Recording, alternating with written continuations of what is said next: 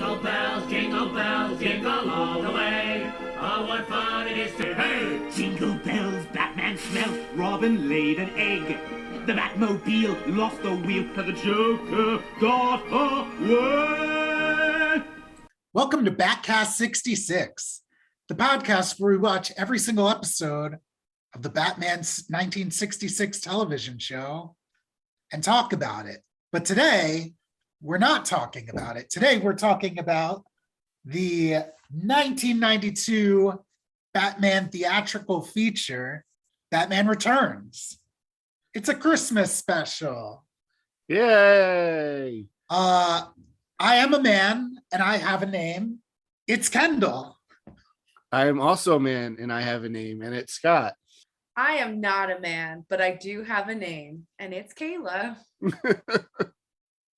So Batman Returns. Hey, did you watch this when you were a kid in 1996? Oh yeah, I saw this one in the theater. Or 92, sorry. I can't believe I said 96. I don't know where that. I didn't even catch that. Yeah. 66, 96. Yeah, that might have been where it's from. Yeah, I did. It's the 30th anniversary. Did I say that already? I don't know. Yeah, it's the 30th anniversary. The movie takes place at Christmas.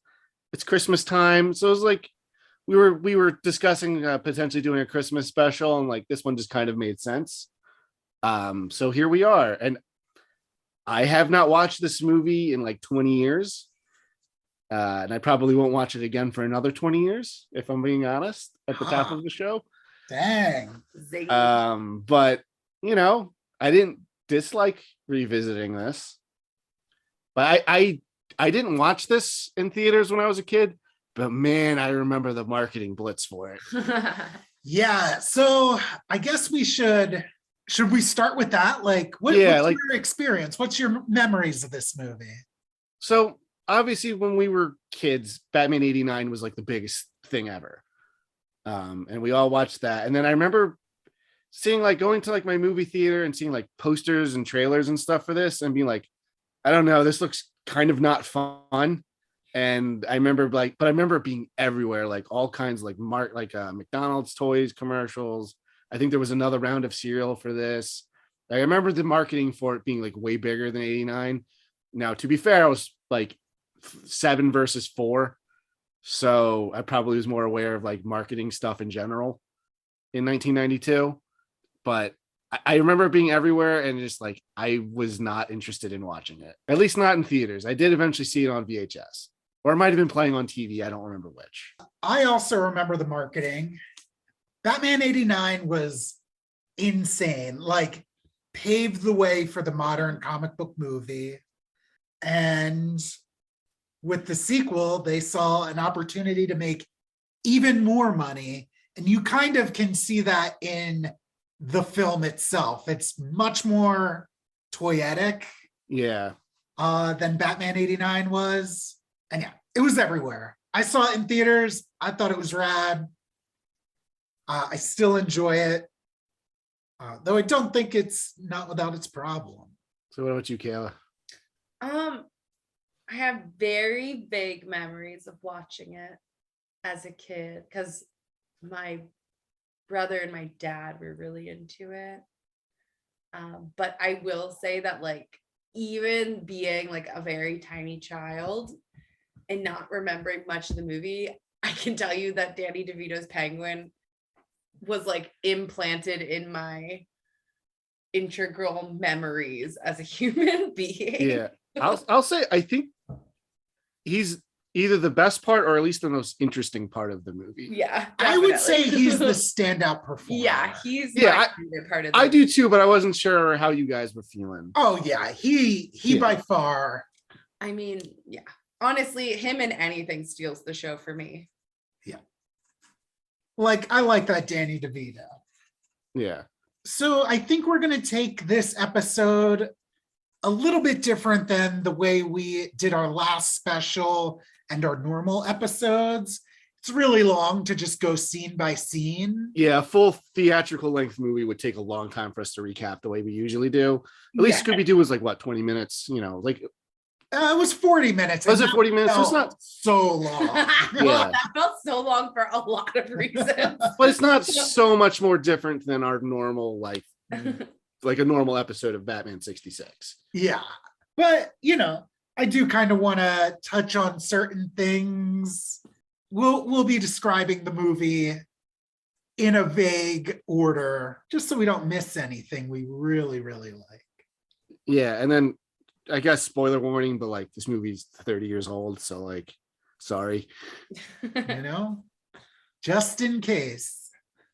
Maybe someone only knows Batman from the Batman. Yeah, maybe someone only knows Batman from our podcast. Yeah. That's true. Are we Yeah. allowed to critique? Is that what are we supposed to? I don't want to mess up the flow of Batcast 66. I mean, you can definitely say what you like, what you don't. Yeah, like. that's part of the fun is the discussion, that comes from what you like, what you don't like, different thoughts and opinions. But yeah, we'll probably just do a quick flyby view of the events of the movie, and then I think we'll just kind of jump into it. Yeah. So should we take it from the top? Yeah, let's take it from the top. Cool. Yeah, we open, I believe it's 33 years ago. Yeah, it definitely was over 30 because I remember thinking, I was like, oh, I'm older than the Penguin in this movie. We go to a mansion, or a manor, if you will, Cobblepot Manor. And staring out the window is Pee Wee Herman. And who's the wife? The wife is played by I forget the name, but it's his love interest in Pee Wee's Big Adventure. Right. Okay, that's cool. Yeah. Both people who've, Pee Wee's Big Adventure, directed by Tim movie. Burton. Yeah. You know how he is. He loves to reuse actors. I think a lot of directors tend to do that, which is fine. Especially, I mean,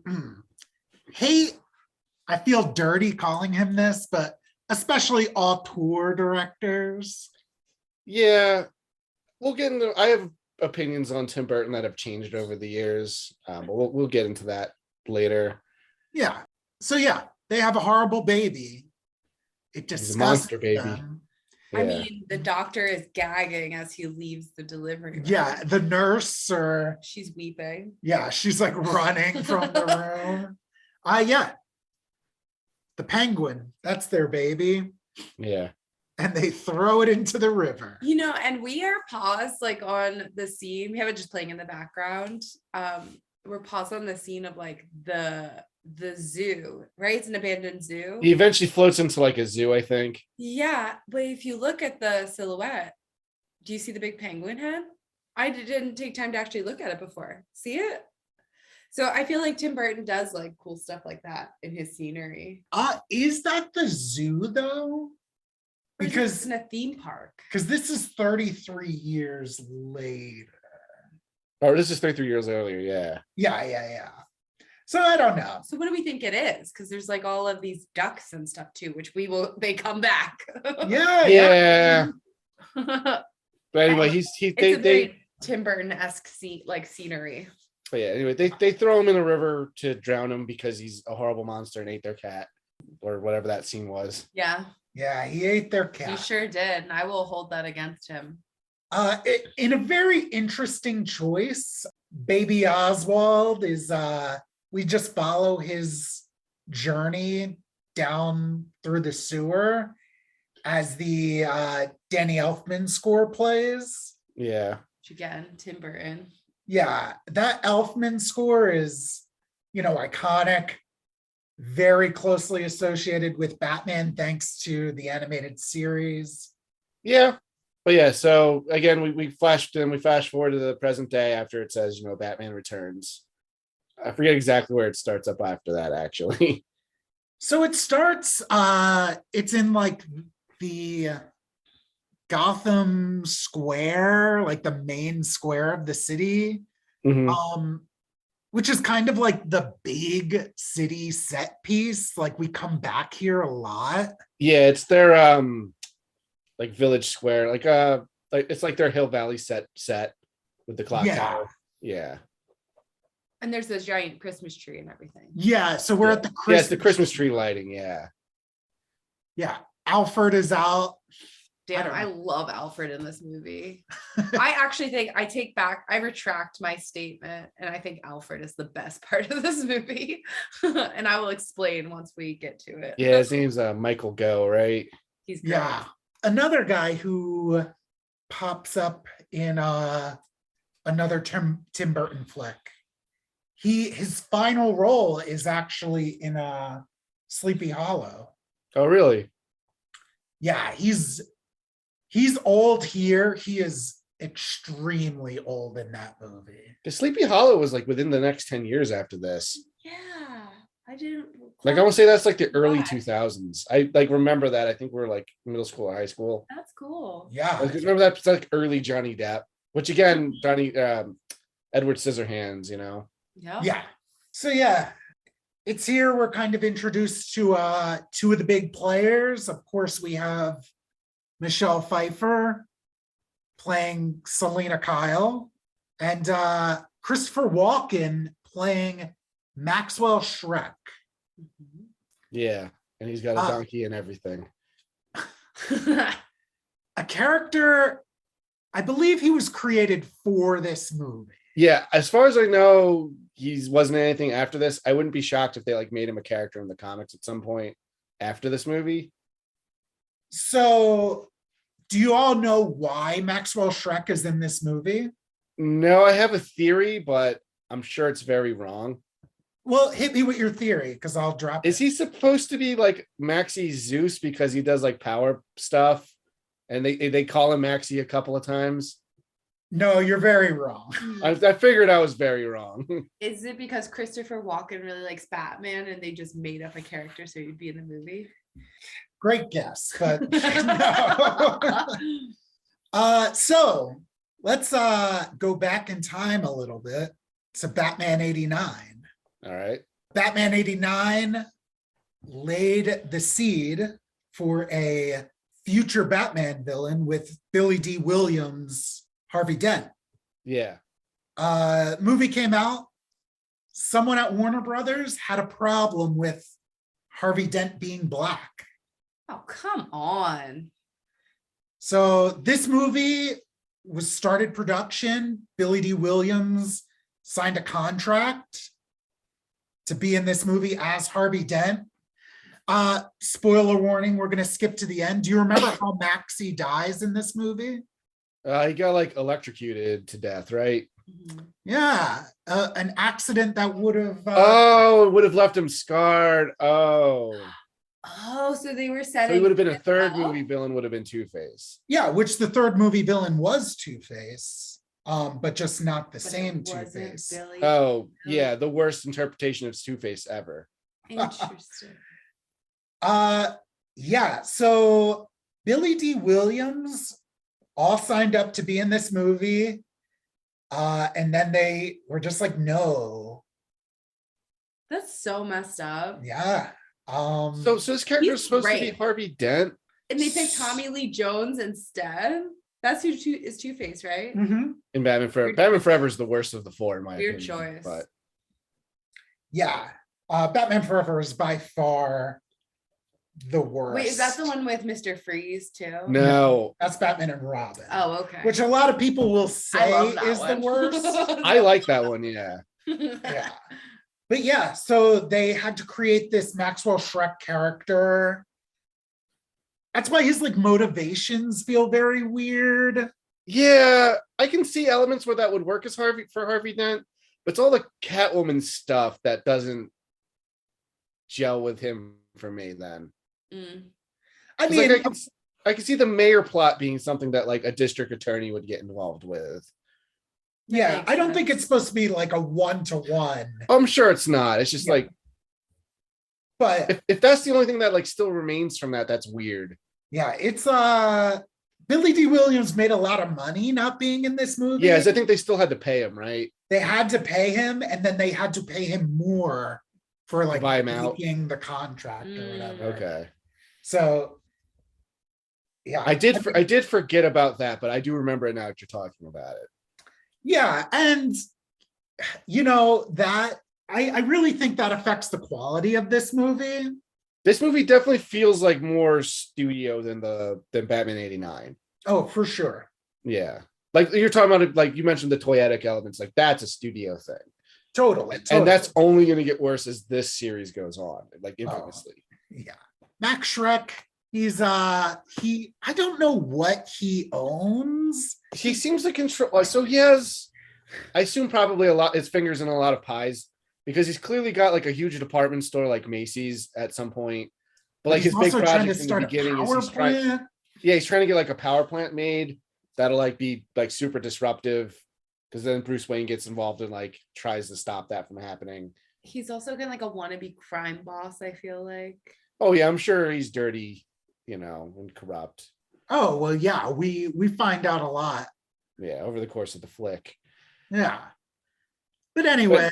Yeah, the tree lighting is explodinated by like goons. The Red Triangle circus gang. Yeah, it's like they're like clowns, which makes you think Joker. Yeah, it's such a weird call to have like clowns. Yeah, right? What is like specifically when your previous flick had a clown villain? Maybe they I get that they're doing the thing where the Penguin was like raised in the circus as a freak, so like it's circus folk that like he knows, but like again, yeah, because it's clowns and we just had a clown villain, and they have yet to establish that with the Penguin in this movie. It kind of makes sense they're not Penguin themed, for his scheme, but like, yeah, it's weird because like we hear rumors of a disgusting penguin man. Yeah, in the suit that lives in the sewers. Or if you're gonna go the freak show route, which I'm sorry, that's not like my term, that's just the term. Like I feel like your lackeys would also be people that are like traditionally associated with that, like the bearded woman and like the person who can bend their body and contortionists and all that. Like I just feel like circus and freak show aren't interchangeable. Like they're two very different things. I don't know, it's weird. It's weird choice. I guess Penguin just needed bodies, I guess. But or like maybe now that the Joker is in jail, all of his lackeys needed a job. Maybe they were cheap now. Where is he? Is he dead? He fell off a building. Yeah, he's coming back though. If you didn't see him actually die, right? You saw his body on the ground. Okay. Yeah, we did. He's dead. Yeah, we saw him die. Okay, so then all those people are out of work. So yeah. All right, I'll buy it. And they only have one costume. Well, the Joker didn't have clown themed Batman. Yeah, he took over like the mafia. What? It's like, oh, we missed this opportunity in the first one, so let's just throw it in the second one. Yeah. This movie makes like a single reference to the first one. Through the character of Vicky Vale. Yeah, they mentioned Vicky Vale. Yeah. Girlfriend. Yeah. Which was his like love interest in the first movie. Yeah. So anyway, the Red Triangle gang interrupts the tree lighting. They're causing all this trouble. Steal the mayor's baby. No, not yet. Oh, that's not this part yet? No. So I watched it a couple days ago. It's already leaving my brain. Batman, the Bat Commissioner Gordon gives the call to light up the bat signal. And we get this like kind of epic scene of the bat signal like being redirected into Bruce Wayne's study, which is a very like Tim Burton thing to happen. Like all these shadows and stuff. Well, it's also kind of reminds me of the Breakfast Machine in Pee-wee. Just like a lot of like contraptions. Yeah. Tim Burton loves his contraptions. Yeah, his Rube Goldberg machines. And his wigs. I'm just reflecting on Christopher Walken's wig in this. It's something. He looks great. Yeah, Batman shows up. This part is pretty cool. How did you feel about this like opening action scene? It was all right. It's like definitely a lot more. It's a good showcase for like what Batman can do because it involves a Batmobile, a Batarang, him like punching dudes. There's like some goofy like joke like elements to it. Like, oh, you missed, but he didn't. He was just pulled a piece of the wall off the guy from behind him. Oh yeah. It was all right as far as opening action scenes go for like this time. I mean, they do a lot with these circus folk. Yeah. You get like a guy on a unicycle shooting an Uzi into the sky. I mean, the city feels like a set more in this movie than it did in 89. Oh, totally. I really feel that in this scene. Well, like basically every scene here, because it is just a reuse set over and over. And they're using I feel like they hired a fire breather, and so they're like, let's put this guy in every scene of this because oh yeah, why not? It's like pretty sick. So I feel like there's a lot of fire getting breathed on people. But yeah, we have this scene, the you missed scene, a clown like holds Selena Kyle kind of hostage to get Batman to back off or something. Yeah. And after Batman dispatches of this guy, we get a short scene with Selena. We saw her briefly in Max Shrek's office. She's kind of like a bumbling secretary. Yeah. And here we see her, she's real hard on herself for kind of getting kidnapped, for being the helpless woman. Yeah. Because she's just a failure at everything. Yeah. We'll get into it later. I do not like this version of Selena Kyle and Catwoman. Me either, Scott. All right. I feel differently. I think we'll get into it later, but there's elements that could have worked and they don't use them.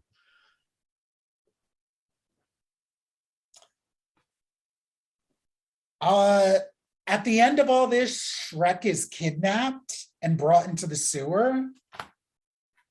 And this is our introduction to Danny DeVito's Penguin. Perfect casting.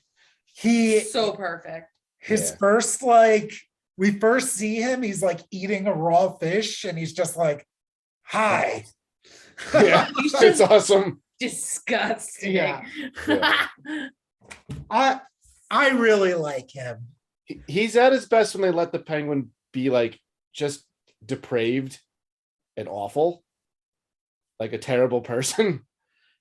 Yeah, totally.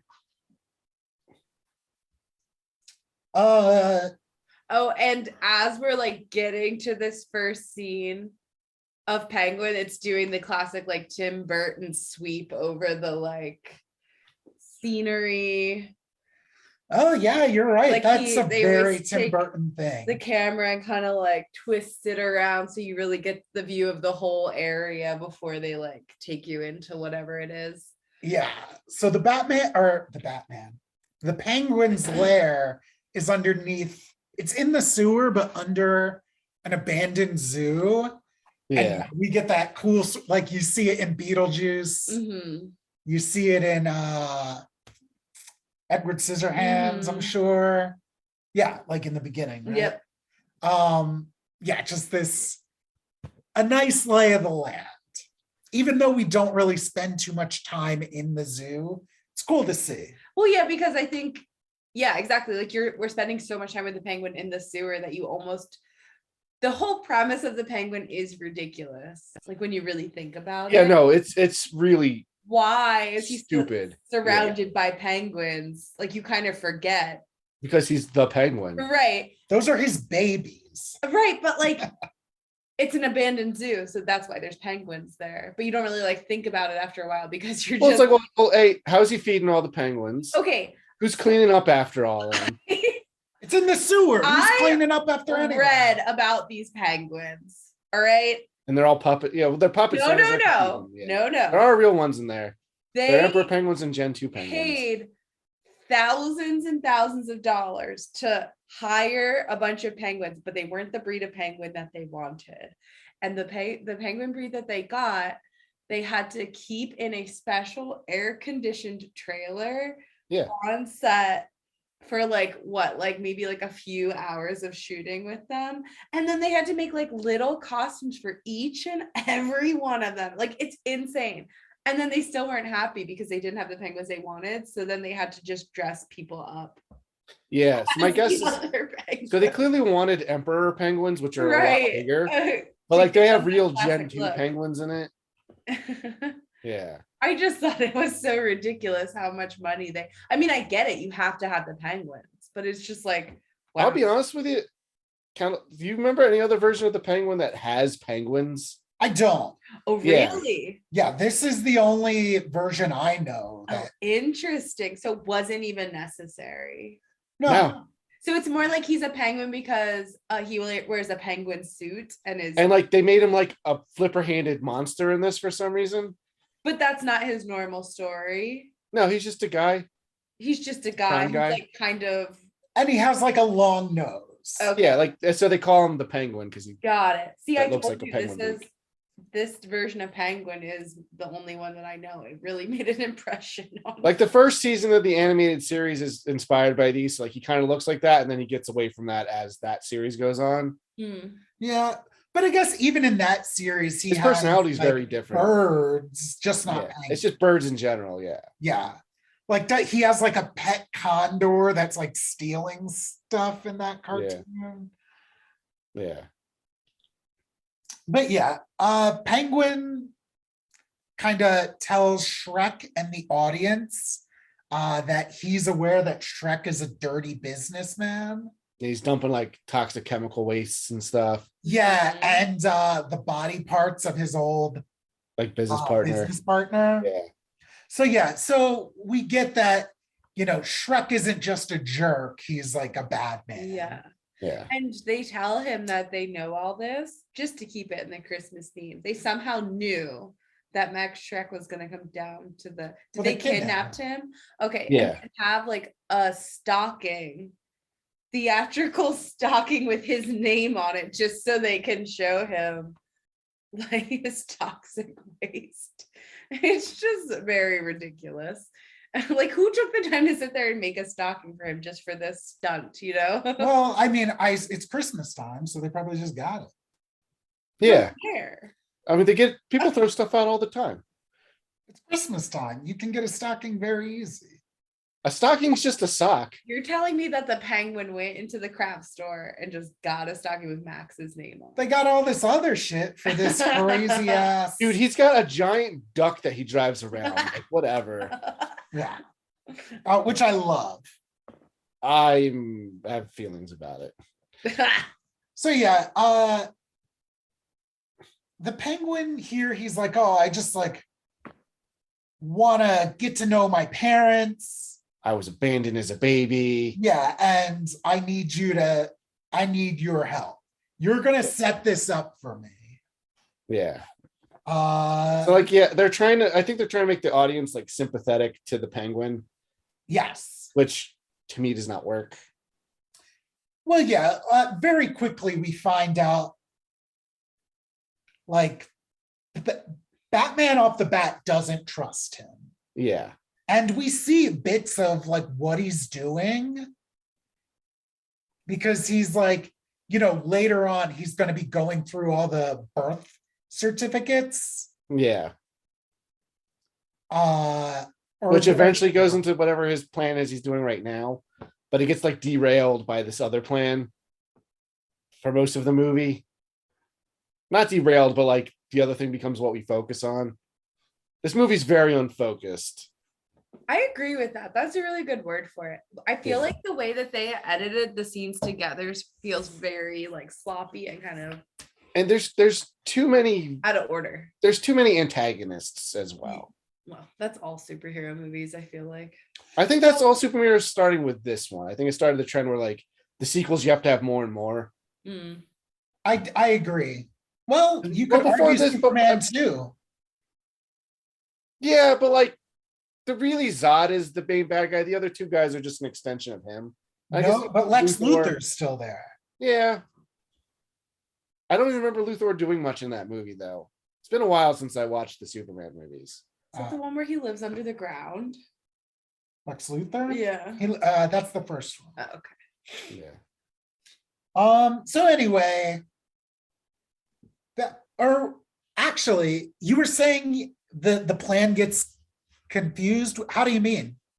Well, like, so he takes down this list of names, and then they don't mention it for like an hour until after all the mayor shit goes sideways. Yeah, I mean, I feel like it's not coming right out and saying that that's his master plan. It's just one of those things. Like, I do think as a general audience, like, well, it feels, I don't know, it doesn't gel well as like the narrative. So In my I opinion. will say that on, like, when I first saw this, the firstborn son thing kind of comes out of nowhere. Yeah. But on this rewatch, it's like, oh, obviously he's getting the names. Later on, Catwoman like picks up the names, and he's like, no. yeah, he's like, shut that down, Yeah. you foxy minx. Yeah, whatever he says. Yeah. After Max and Penguin agree to work together, Selena Kyle, she gets home. And her dumpy little She has a apartment. funny joke Yeah. where she opens her door and says, honey, I'm home. Oh, I forgot I'm not married. Yeah. So Selena Kyle, you don't like her. Do you like her, Kayla? I like her as Selena Kyle, but then I don't like her as Catwoman. I think I get what they're going for with this character, like, interpretation, where like, oh, the world is like kind of like crushed her, and then she's like, she finally is pushed too far, and then like she snaps and like fights back. However, it's so over the top how pathetic and sad her life is. I know, and then she's like this Catwoman, gorgeous person, you know? Yeah, and then she gets thrown out of a building, somehow doesn't die, gets brain damage, and they like basically refer to that a lot in the movie, becomes a Catwoman, and is so like hyper over sexualized. Right. Like, it makes me extremely uncomfortable that this, like, she's kind of got the mind of a child in some ways. And it's like, so I don't like it. And it adds nothing to this already bloated movie. So I disagree. I think I don't like the head injury thing, because like if they're going for the, like, if she's like, I'm taking shit into my own hands and she chooses to become Catwoman, versus like it takes her agency away where she's like, oh, I'm just fucking crazy now because I'm a Batman villain. So hold up. Yeah.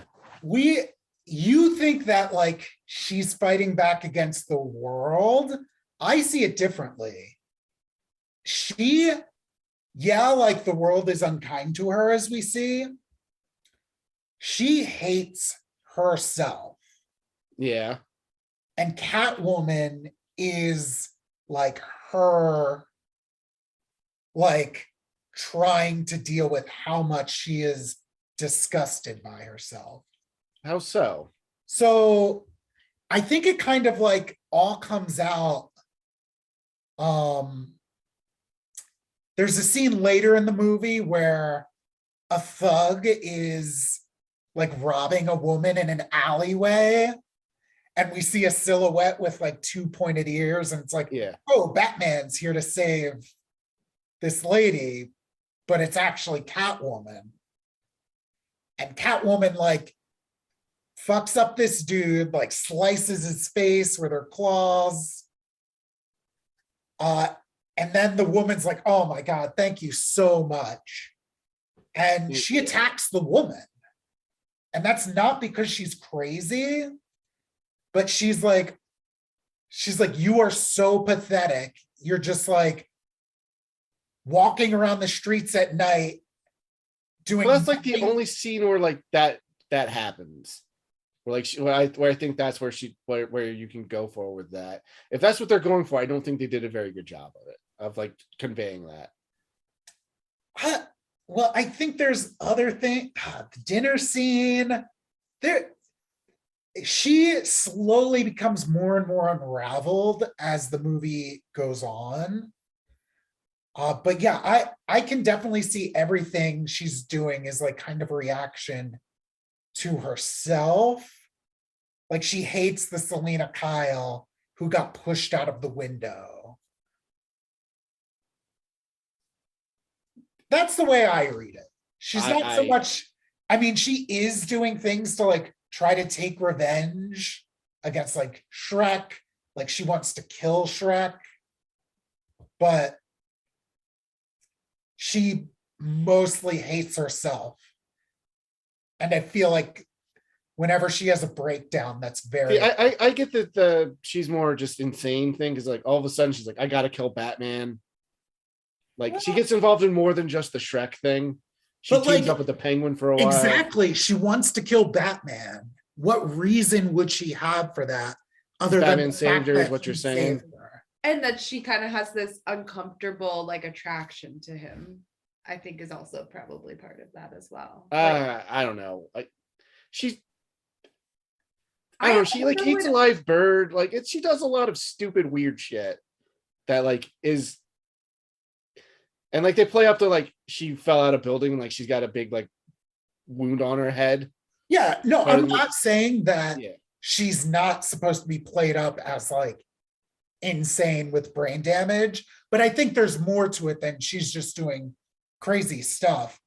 I think everything she's doing is a reaction. If that's what they're, like I said, if that's what they're going for, I don't think they get that through very well.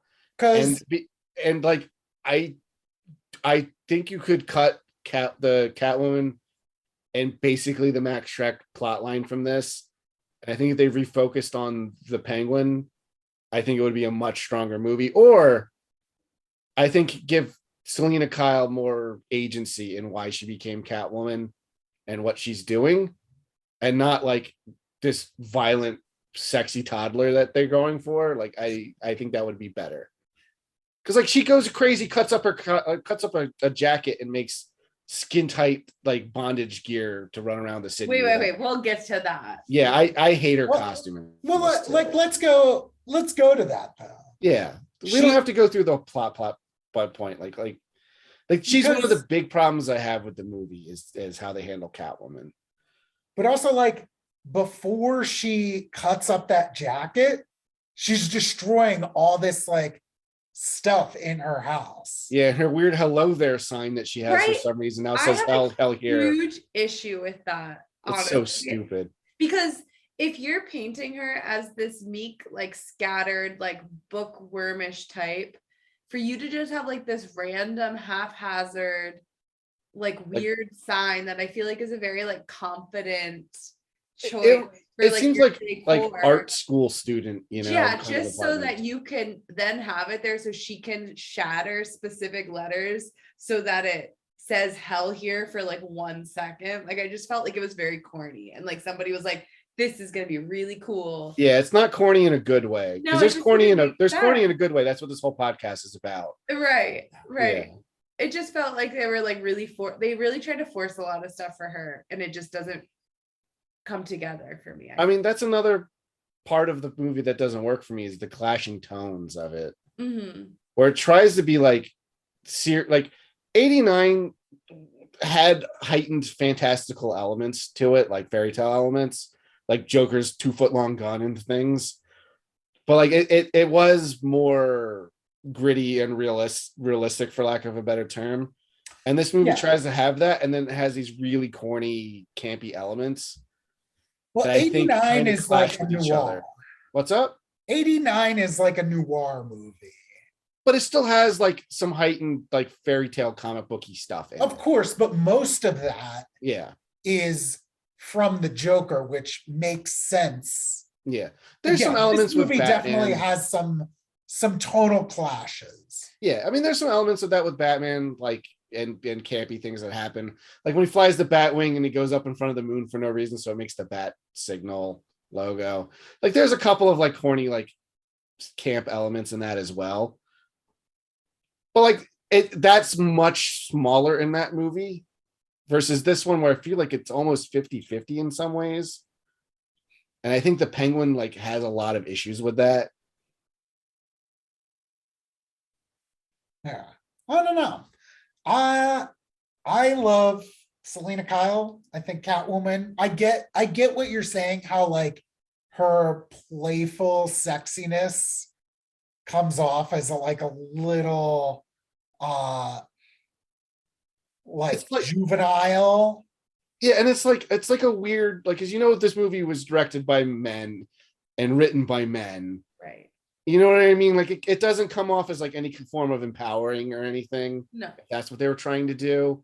And like for 30 years ago, I don't think that was what they were trying to do. They're not like, she's going to take control of her life and be a girl boss. Like that's not what they were thinking. Especially not with that costume and a whip. I don't think that's what they're going for at all, though. She is using her like sex appeal, like in that the way like people are underestimating her because of it. Like we get the scene with the two security guards. Oh, I don't know whether to put her under arrest or fall in love. Yeah, but there's a lot of things where like, oh, she's so like everyone's like lusting after her the whole movie. Like I don't know. I think it's pointless and it makes me like kind of uncomfortable to watch. Gotcha. I don't know. Maybe it's because you're Ace. Maybe, but like Catwoman's always kind of had like a sex appeal and like a flirty relationship with Batman. Yeah, like, this is just like a different take on her. Yeah, and I don't think it works. Personally. No, I agree with Scott. I Yeah. think that it's Well, that's because you're a woman and you have to catering- hate every woman, right? No, but it's definitely catering to like a male audience.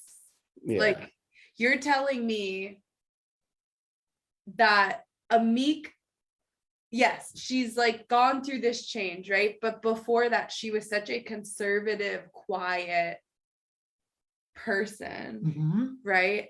Who the world walked on and she allowed Right. it to happen. But you're still telling me that like fundamentally, I don't believe that somebody who's like that, like, yes, if they're like literally like at their breaking point where they're going to now like shit on the world, is going to then go and make themselves an outfit like that. And like she's clearly I don't insane. buy it. Like there's parts where like she's licking her hand and rubbing it on her head and stuff. Like she's not. I don't think that's what they're going for. I think she's supposed to be like crazy sexy. Yeah. Whatever Like, that I just like don't trope think is. that she, even if you're not, and even if you're in, It's I feel the like thing. if anything, Yeah. you would go in the opposite direction where you're like badass in a way where like your femininity has nothing to do with it. It reminds me Wouldn't kind of dress like yourself what. in a Yeah. skin tight cat It costume. reminds me kind of like what they do with Harley Quinn in like the new movies and stuff. So, but the reason she's using her sex appeal is because, granted, it's Michelle Pfeiffer who is attractive. Yes. But the Selena Kyle character we meet in the beginning is not supposed to have that. And I think that comes across a lot. That doesn't come across as well in 2022 when like people can dress like Selena Kyle and like that is seen as like an attractive style. Like back then, she's just a nerd with glasses. She's a mess. Like that's not what sexy was in 1992. Selena Kyle hates herself, so she's going to like be the antithesis of herself. And don't misunderstand me. I do get why you're getting those vibes in that. I have a feeling it's probably we're both right, and it's just there needed to be another pass with the script to iron some of this stuff out. Because like the turnaround like with 3 years and like a special effects heavy action movie. No, like very true. yeah, clearly I think this movie was fast tracked. And well, definitely, because in between Batman 89 and this movie, Tim Burton made Edward Scissorhands, I believe. I don't remember where Edward Scissorhands and the other movies fall in the timeline. But also while this movie is coming out, Tim Burton is like giving notes on Nightmare Before Christmas. Yeah. So like, yeah, definitely this isn't receiving like full attention. Yeah. And was very rushed. And for the record, I prefer if they played up the angle you are referring to. I think if it was more that and less what I got from it, I would like it a lot more. I don't hate the concept of Catwoman in this movie or that idea of her adopting this character to kind of like take back the world as like a parallel to Batman. I think could have been really interesting. So that's another thing I think about this movie. Yeah. The villain choices. Yeah, all three of them kind of like work as like foils to Batman. So I feel like, yeah, they're like Penguin and Catwoman are like the Penguin is a distortion of Bruce Wayne. Yes. Like the son of a rich family, or the son of and then who is orphaned, but obviously in a different way. Yes, he's not orphaned because his parents were killed. His parents were killed. Yeah. His parents tried to kill him. Exactly. Yeah. A Catwoman is like the same thing, like this, like kind of took something like from the me, insanity of Batman. Yeah. Because Batman's not the picture of mental health either. Yeah. And like you really get into that later during the dance scene. Yeah. And then Max Shrek is like a businessman, millionaire, got like socialite, but is like corrupt and a jerk. Yes. Yeah. It's which is, I mean, I love that idea. Yeah. Like everyone is like a distorted reflection of some aspect of Batman. Yeah. Because I think we've talked about it when we talked about Batman v Superman. And I think Lex Luthor is a good pick for a villain for those two because he can work as parallels for both Batman and Superman. But like they obviously did not capitalize on that, I don't know. But that's a different conversation. Yeah. About Batman v Superman. But yeah, but again, that goes into the problem where like I think there's too much in the pot in this movie. We don't need three like antagonists. Very true. I think if you took any one of them out, I think you could have made a stronger movie regardless. And obviously, since Danny DeVito's Penguin in this is the best part, I'd rather you focused on the Penguin part. But Michelle Pfeiffer could have been a rad Catwoman in a different movie, I think. Yeah. Well, I think she is a rad Catwoman. But yeah. The Penguin, he stages a kidnapping for the mayor's baby. Yeah. And that's his like introduction to Gotham. Yeah. So like a member of the circus gang. Who is played by the actor that plays Mac's dad on It's Always Sunny in Philadelphia. Really? Danny DeVito series, yeah. Interesting. What a strange parallel. Yeah. Yeah. The Penguin's like, oh, go steal this baby and then just hand it to me in the sewer. Yeah, like I'm gonna pretend I beat you up. Yeah, you hear him beat him up in the sewers, then he just kind of emerges with this baby. This horrible sewer monster, man. Yeah, but the city loves him for it. Yeah.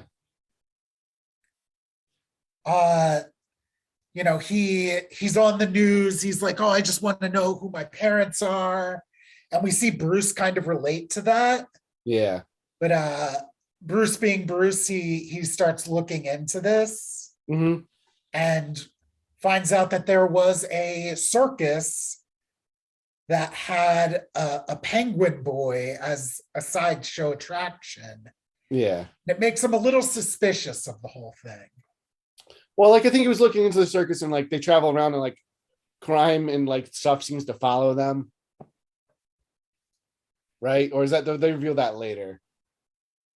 I don't know. I know that after he sees the penguin on TV, he's like looking into the circus, reading an article about like how they have a penguin boy.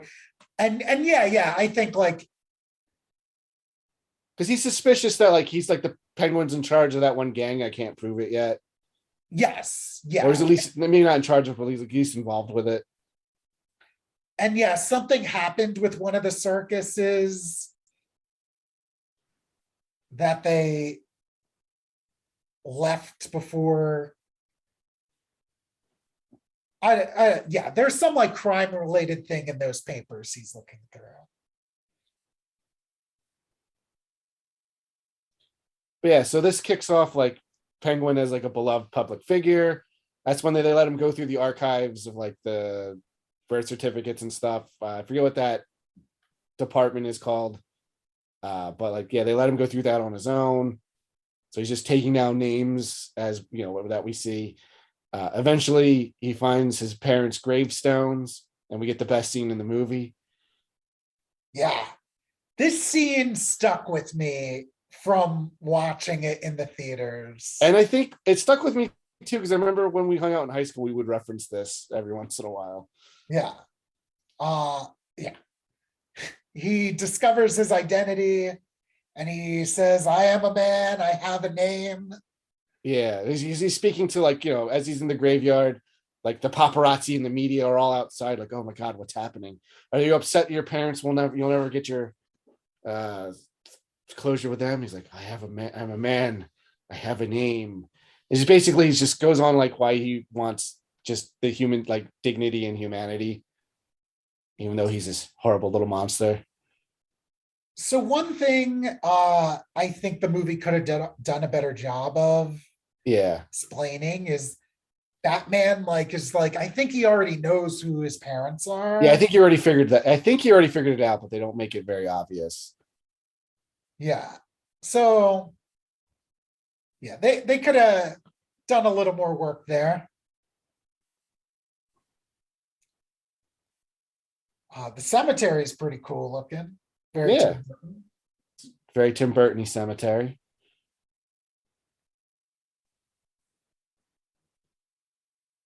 Yeah, and after that, we get the Catwoman scene. Also, because I know we get Bruce Wayne confronting Max Schreck about like shutting down his power plant thing, which is why he gets the idea to like recall the mayor and install the Penguin so he can get his like laws changed. Which is kind of a fun scheme. And I know it's sort of, I don't know if it's inspired by, but like there's a similar one later in 66 show. Oh, Penguin yeah. running for mayor, and it's one of my favorite episodes. Obviously, they do it in a very different way because in that he's running against Batman to be mayor, and he's winning, and it's amazing. But yeah, and that's where like Penguin's plot kind of like stalls out, like at least his scheme, not like the Penguin plot, but like is he still involved in the movie a whole bunch? Yeah, like, and like build him up like as a public persona, you know. Yeah, I feel like he like kind of, gets a little sidetracked. Yeah. And then like when it falls apart, he like immediately goes back to his original plan. Yeah. This movie feels like a series of episodes. Don't you think it's like kind of like broken up? Like, okay, this happens and this happens. That's what I was meaning when I was saying it was like unfocused earlier. Yeah. But yeah, we get a scene in Max Schreck's office. Selena reveals to Max that she's alive. Yeah. But like in front of Bruce Wayne. Mm-hmm. And then they start, being flirty or whatever. Because it's Bruce Wayne and a lady. That's what we expect. Yeah, we get a fun scene where Bruce acts like familiar with Selena because he's met her as Batman. Yeah. But then he's like, he does something. He's like, oh, sorry, I mistook me for somebody else. Yeah. And then they're like, don't you mean you mistook you for somebody else? Yeah. A fun play on the duality between. Can we talk in this? I want to compare Michael Keaton from this movie, Michael Keaton's Bruce Wayne / Batman from this to 89. I feel like he's barely in this movie. In Returns? In Returns, yeah. Because like I think he's got a lot more to do in 89. I guess, and also there's less characters as well. There is less characters. Like I feel like he doesn't have much to do other than punching dudes in this movie. That's true. Uh in 89, I feel like I don't know. I feel like he's less like charming and involved in this one, or less charismatic.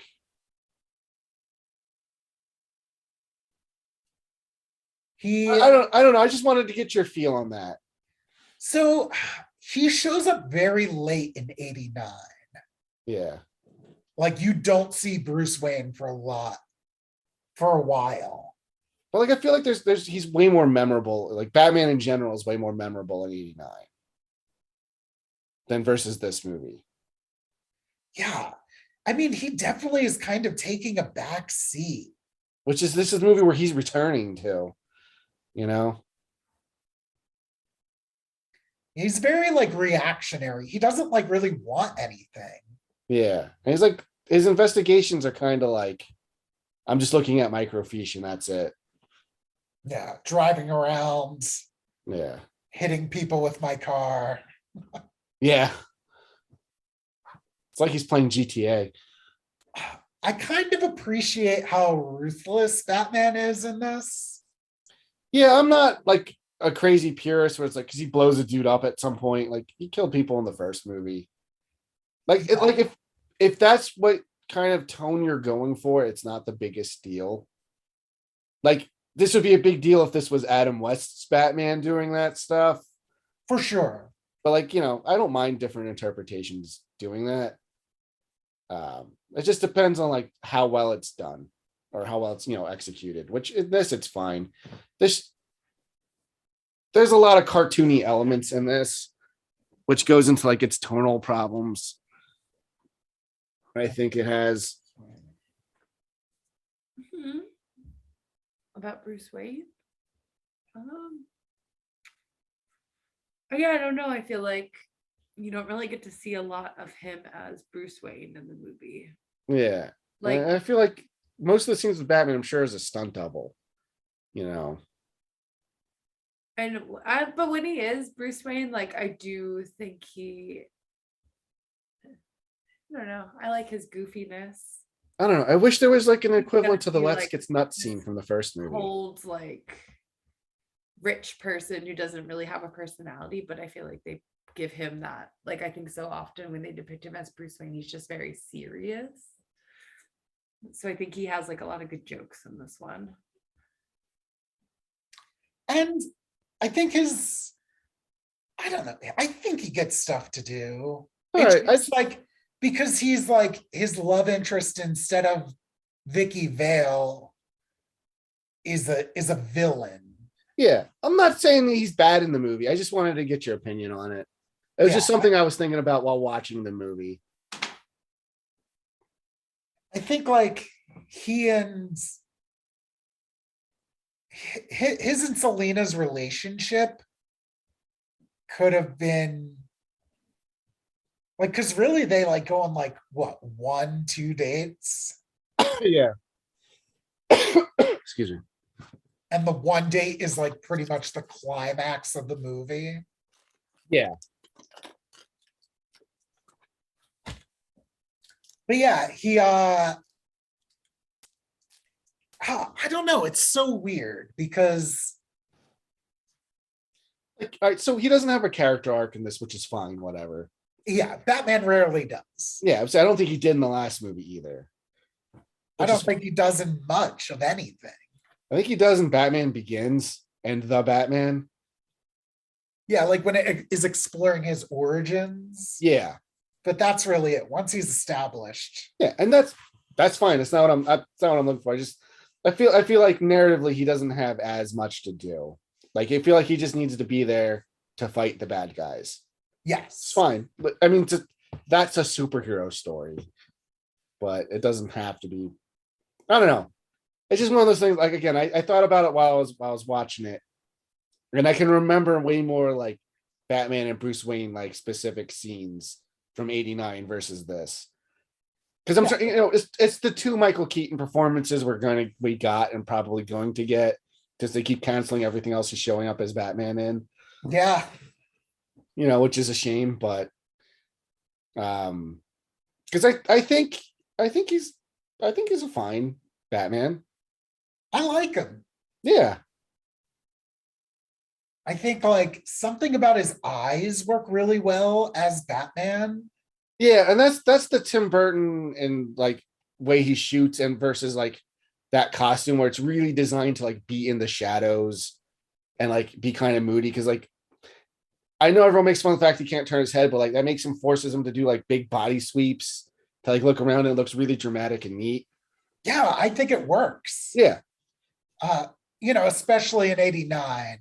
Yeah, 89. I think 89 because I had a lot more time to cook. I think visually is a more I don't want because there's a lot of cool visual stuff in this too. I don't want to put this movie down, but like it feels like a more complete package. If that makes any sense. Yeah, for sure.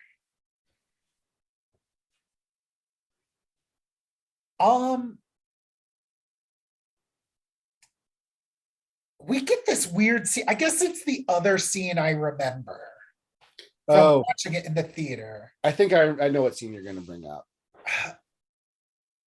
Like Max kind of springs on the Penguin this whole mayoral campaign. Yeah. And the Penguin is like eating a fish. Yeah. No, he brings him downstairs with the lure of a fish. Yeah. I don't know. He's a weird penguin monster. Like, I mean, I get that because he's like this supposed to be like this simple creature, but it's also like you're telling me that you can't just get fish all the time, or you couldn't just eat penguin food. Yeah. And just like, but anyway, yeah, like it's like a cobble pot for mayor. And I'll be honest with you, I love their like propaganda posters. Oh, they are pretty cool. I kind of want one. I feel like that is it looks like the comic. It looks, I'm so sure that like, if not that, like somebody riffed on that for a cover. Oh, I'm sure. Batman comics around this time. Yeah. But yeah, there's this fucking nerdy guy. Yeah. And Batman. Penguin. I don't know. He's just Penguin bites this dude's nose and he starts bleeding. That's the other scene I also remember from when I was a kid because it kind of comes out of nowhere.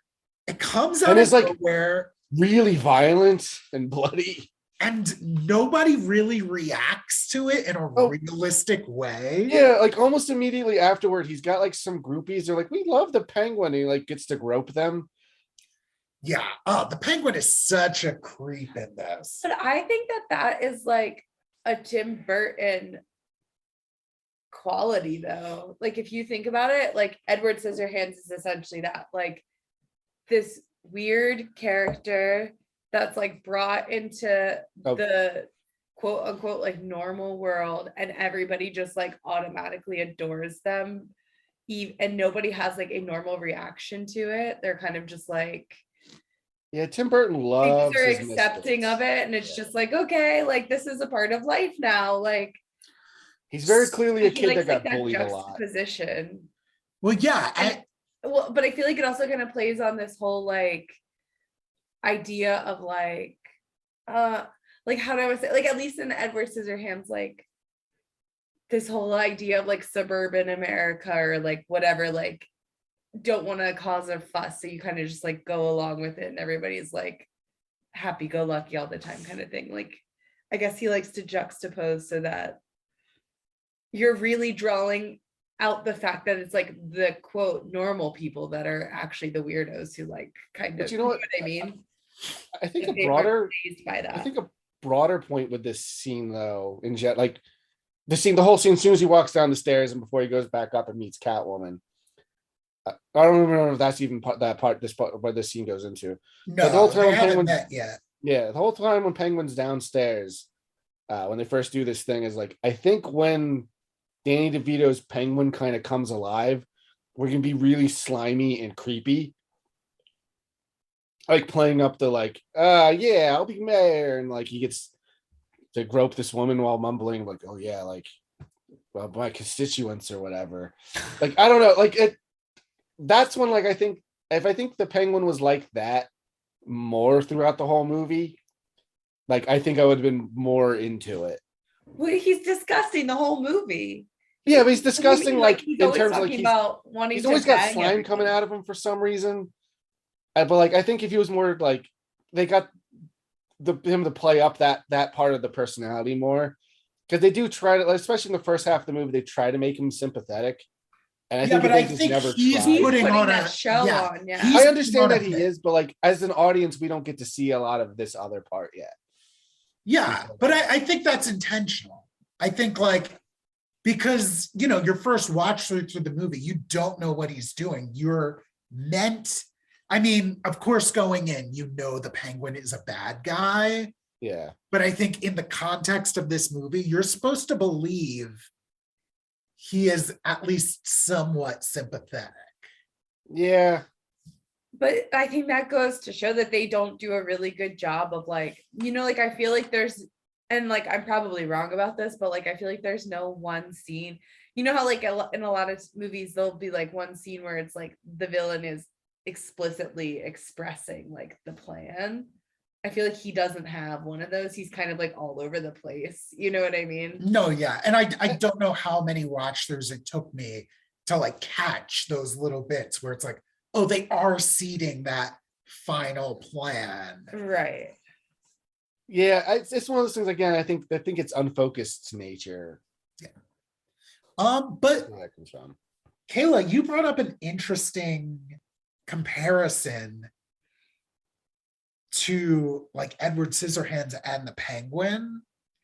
Because like Edward Scissorhands is definitely meant to be Tim Burton.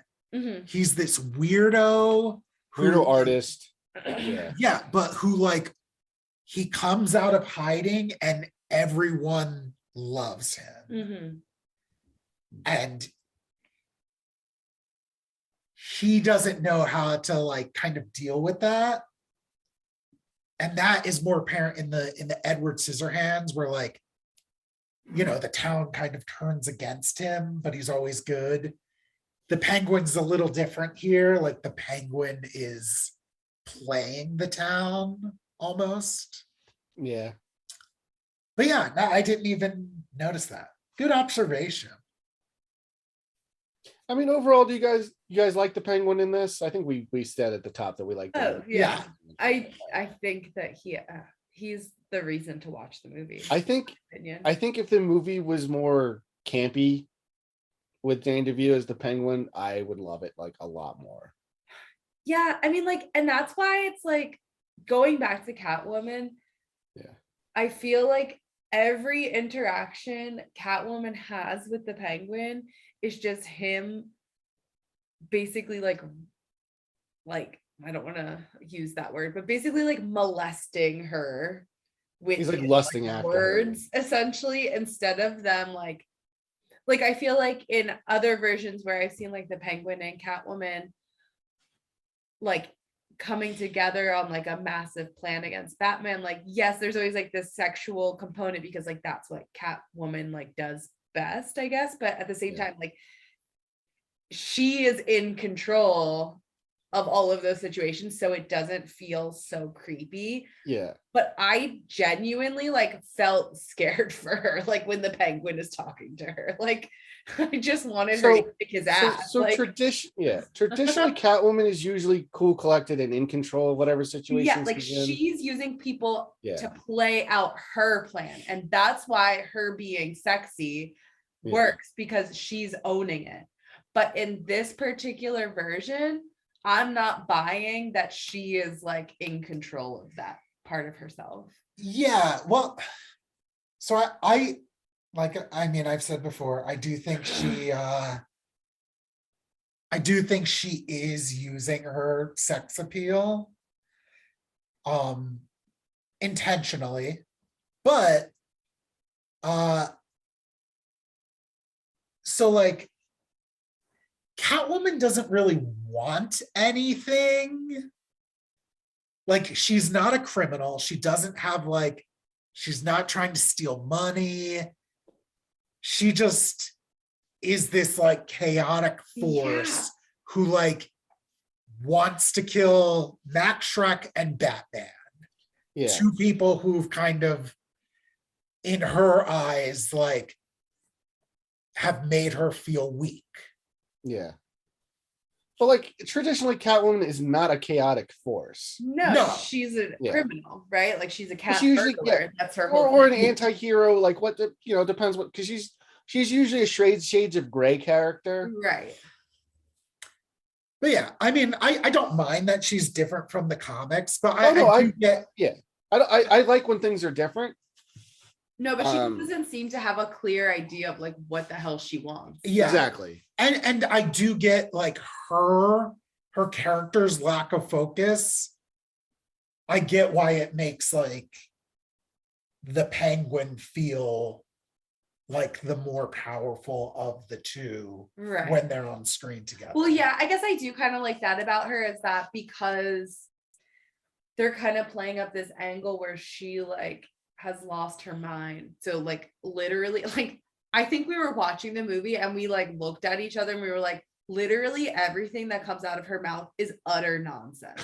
Like truly, it's either nonsense or a really bad pun to her, which in a way is kind of cool, because I feel like to her, she's probably like, she thinks she's so funny that she's making these puns that are just stupid. You know what I mean? Like, but, and like, it's almost like she's like playing this big joke on everybody, but she doesn't realize that she's doing it. You know what I mean? I guess I just like, I don't even know what point it comes across as more pathetic because I can't like dissect her. Yeah, well, because she doesn't have much. She just wants to kill those two No, yeah, I guess people. she's just insane. Yeah. And this, like I said, that interpretation of the character does not work for me. No, I mean, I guess it, okay, like on paper, when you describe it that way, I'm like, yeah, that's cool. Like, I can get behind that. But the way she, and I'm going to say this, and I really like Michelle Pfeiffer in general, I hate the way she acted this role. I think it was and I think it's watch like cringy almost for me. I don't think it's her fault. I think it's the No. writing and direction that she's getting. No, I agree. And I think it's like what her idea of Catwoman is, like based on like Eartha Kitt or whatever. But it's like Eartha Kitt can pull that off because she's fucking Eartha Kitt. You know what I mean? Like, you're just Michelle Pfeiffer acting like Eartha Kitt, and I'm not into it. Oh yeah, I mean, we haven't gotten that far in the show yet, but like Eartha Kitt's one of my favorite Catwoman. Oh yeah. Yeah. So we get this cool fight scene where the circus gang just seems to be causing general chaos. Yeah, as they're trying to like make a vote of no confidence in the mayor. Yes. Right, So it's like a false flag attack. Yeah. And Batman, like, he's like actually like dodging punches, and like he's a lot more mobile than he was in the 1989 movie. Yeah, but him doing that, I feel like the limitations in 89 forced him to do more creative camera stuff. Because he's just walking around and just dodging dudes versus like coming in and out of shadows and things. Yeah, I mean, They're 89 is definitely the better movie. I'm not saying that. It's an apples and oranges thing. I just think it's like pretty cool to see him doing that. Yeah. Especially after having not seen that. Yeah, especially now we're spoiled for choice for Batman. Yeah. At the time, there really wasn't. But yeah, Batman is just kind of like walking around, beating up like what feels like an army of It feels like a lot of dudes, yeah. so many dudes. But this is kind of the first time Batman, Catwoman, and Penguin meet. Like, intersect, yeah. Yeah. And I like the first time Batman meets the Penguin on the rooftops, and Batman just basically calls him out for doing all this. He's like, oh, he's nothing. I don't know. It just was a good scene where he's like, you can't really stop me. You got public opinion on my side. Yeah. I really like the scene. It's silly, but I like it a lot. So Catwoman like breaks into a Shrek department store, Mm-hmm. and like sets some gas, like a big silly Tim Burton canister of gas. Yeah. That is labeled very similarly to our 66. It's just labeled gas. Yeah. And like Batman and Penguin are talking to each other, and she just comes back flipping towards them. Yeah, her big move is the backflip in this movie. And she like stops in front of them and she just like looks at them and says meow, and then the building behind her explodes. Yeah. I think that's really cool. I love that part. I think if she said something cooler than meow, it would have been awesome. Well, okay, so listen, now I'm like thinking about her like in a new way. Like I'm wondering if I had seen this movie without like this idea of like a manic, glamorous, unhinged like woman was kind of such a thing in pop culture. I wonder if I would feel so annoyed by her. You know what I mean? Like, But that, yeah, she that was the trope's been- introduction of that yeah. idea. I don't think I would find her to be so insufferable, but because that is so ingrained in like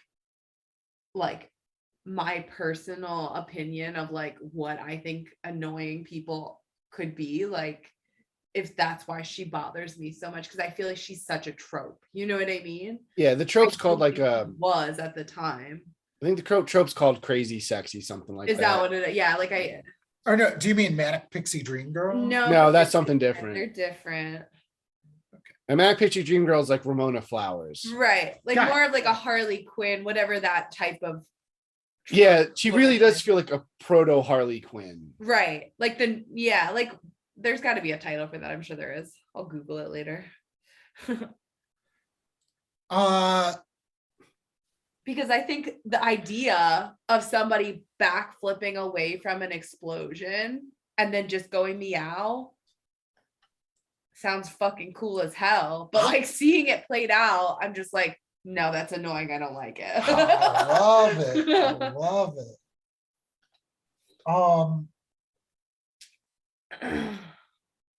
But yeah, Catwoman and Batman fight here, and I feel like it never really makes it clear that why Catwoman hates Batman.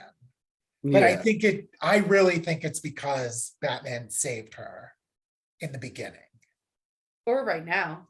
I mean, he literally just saves her again after that scene. Yeah, but she's already trying to kill him. Fair enough. And here she's like he like kicks her in the gut or something, and she's like, how could you? I'm a woman. And when he's like, oh, I'm so sorry, she like beats his Stabs him. ass. Yeah. uh Also, another thing about Catwoman in this movie, because we're talking about her backflipping and stuff. Like all of a sudden, she gets thrown out a window, is chewed on by cats, comes back to life, and like has all this crazy martial arts skill. Right. Like I don't know. Because if she was more just like a cat burglar, then like, yeah, and not be able to do all that. That's a problem that Harley Quinn also has, where she was like a psychiatrist, and then you know, meets the Joker and becomes like a physical threat to Batman. yeah, we never really, so I think we kind of skipped over it, but Yeah. the way she becomes Catwoman is almost supernatural. Like she gets knocked out a window, falls from a height that, It should splatter you. yeah, But she Which, falls I to mean, an the awning at Joker- the end, so she's okay. the Joker fell from the same height and And died. didn't have a couple awnings to break his fall Yeah. and fell on concrete rather than snow. And he wasn't splatted. Yeah. But he was dead. Well, she says she was dead too. The cat's licked her back to Oh, life. I mean, that's part of the thing too, because she mentioned she goes through 9 lives, where she gets shot a ton towards the end and is He fine. counts it though. Yeah. Yeah, well, she counts getting pushed out the window as losing Yeah, one of yeah, those yeah. 9 lives. And she counts like the penguin doing something to her as also losing a life. Does the And penguin? she says I think she says the penguin and Batman kill her once. No, she said Max and Batman. Okay. Well, she said one of those guys. I thought she said penguin too. Um, Because there's a part where like he like does an umbrella thing that like, hey, he hangs her from that and like leaves her for dead as it flies away. oh, maybe. I I thought don't. that's what she was referring to. Anyway, she gets licked by cats and comes back to life and now can backflip and now Now she's has a 9 Catwoman. lives. I Yeah. feel like it introduces this weird element of supernaturalness that is never really touched on. Like I can see the Penguin, he's just some He's a genetic mutant. mutation Yeah. that he looks that way, so he kind of embraces that life. He doesn't like swim through the water like a penguin, you know? Right. Yes. Yeah, I mean, maybe if you're like, it could also be maybe because she is no longer like within the restraints of like societal norms, she's like unlocked this part of her brain, like this part of everybody's brain, like that primal part where you're just like, I'm a hunter now, you know what I mean? I think you're giving it too much credit. Because like she is knocked out, but then like the cat's like licking the inside of her mouth and like biting her finger, she starts like twitching, like almost like her brain is like resetting, you know what I mean? Yeah. It's weird. It's definitely, It's I think it's a confused take on what they're trying to do. I think the fact that we have such wildly different interpretations of what's going on with Catwoman isn't Right. necessarily a great thing. Yeah. I mean, yeah, she's such a weird character. But I think she's really cool. Yeah. I think in a different movie, I would probably like it a lot more. I mean, like, see, like, I don't know. I guess they need, okay, like, I like Penguin and Catwoman together, other than like Penguin taking it like way too far. But like, I feel like Max Schreck should be the one that gets cut out. I could care less about him. Like, I want to see more of like the Penguin and Catwoman scheming.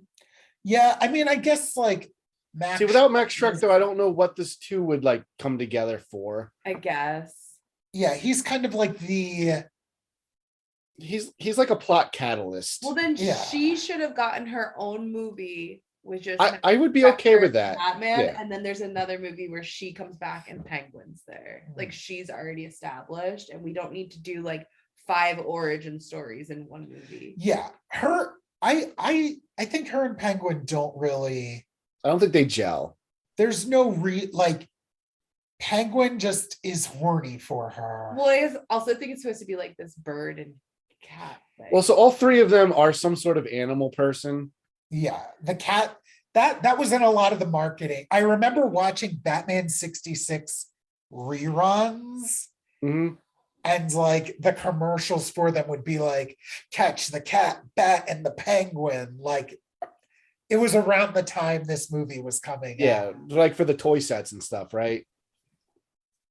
My specifically what I'm remembering is commercials for Batman 66 reruns. Okay.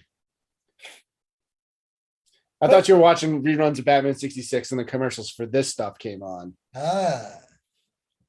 Yeah. We should go into the toy line later. I'm curious to see what you have.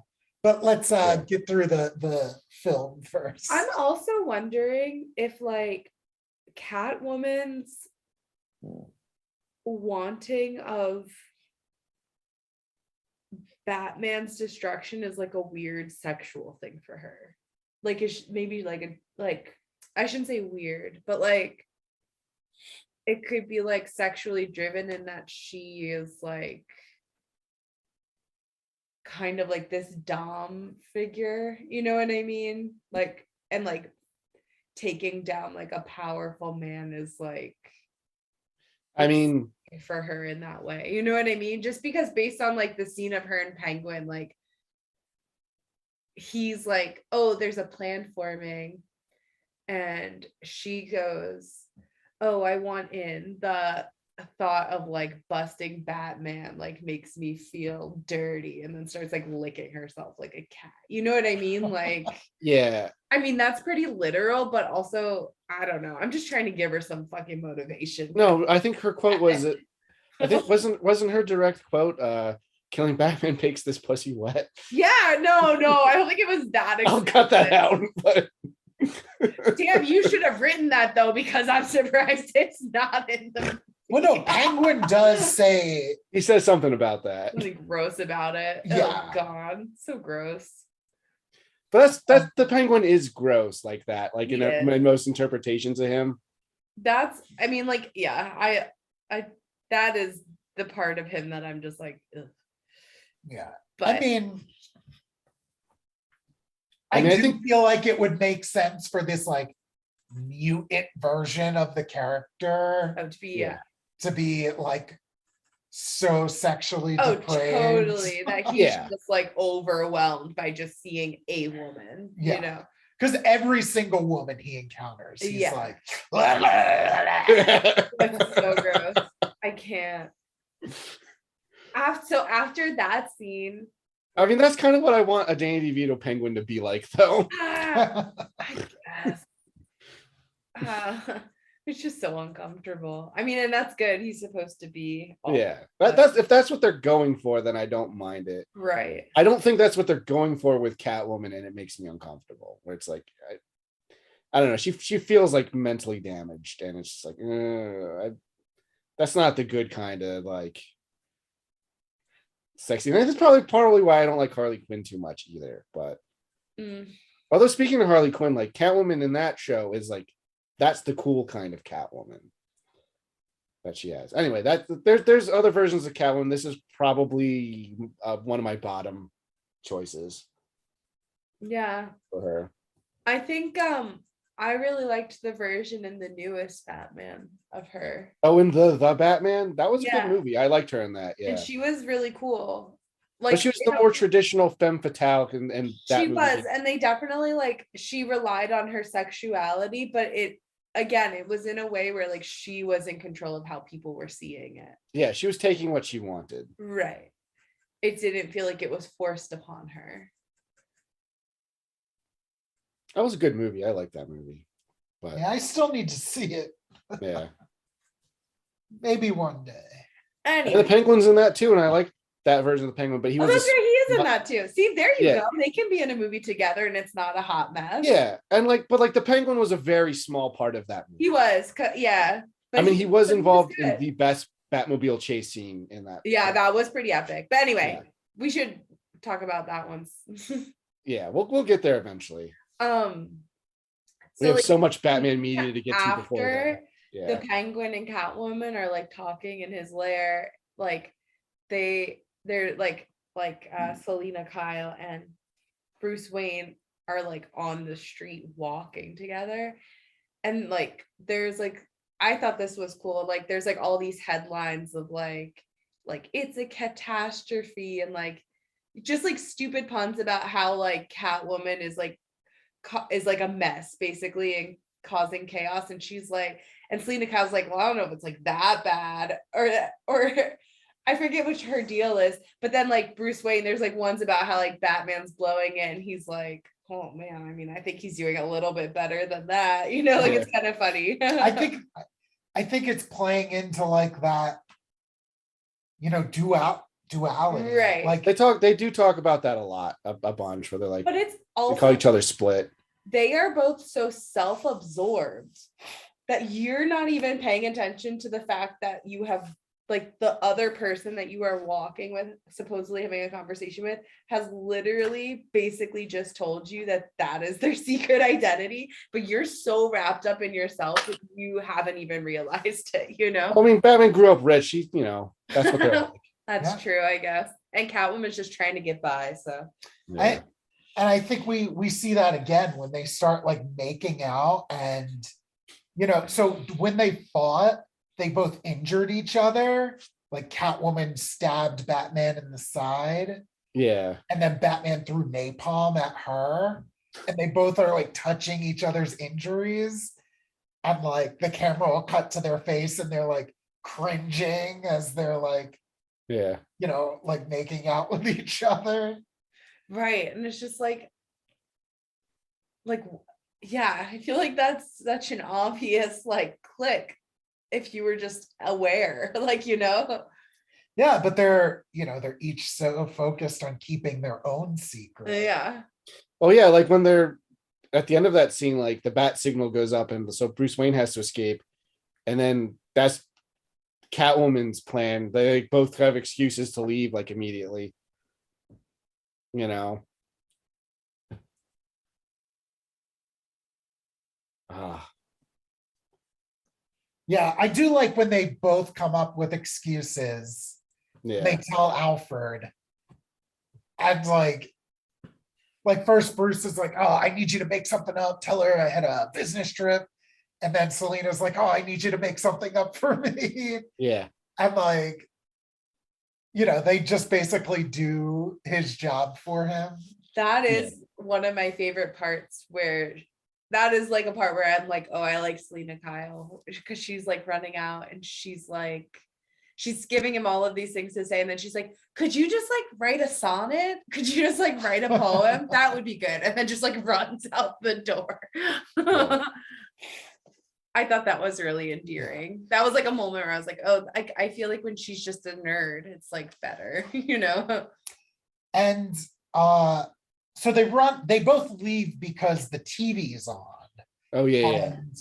And the Penguin, so during like the fight in the streets, like one of the circus people like got a batarang, Yeah. and the Penguin used it to like attack the Snow Queen or something. Yeah, they kidnapped her and they used that as evidence there. Yeah, which the city is so fast to turn on Batman.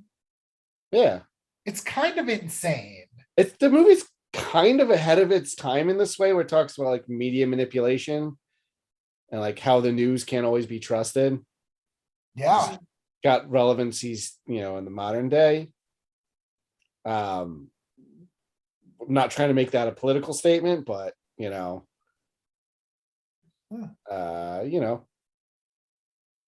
whoever's listening side is the one I agree with. Now I talk about how much I don't like cops enough in the show, so I think people know where I land.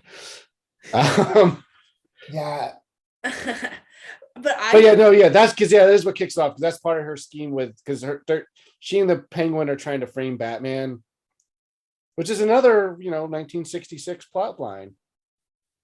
Oh yeah. Well, no, because we've seen that sometimes. Like, remember when Riddler was kind of trying to frame Batman as like like he was suing him for assault and stuff. Oh yeah. Yeah, it gave me like it reminded me of things like that. When they're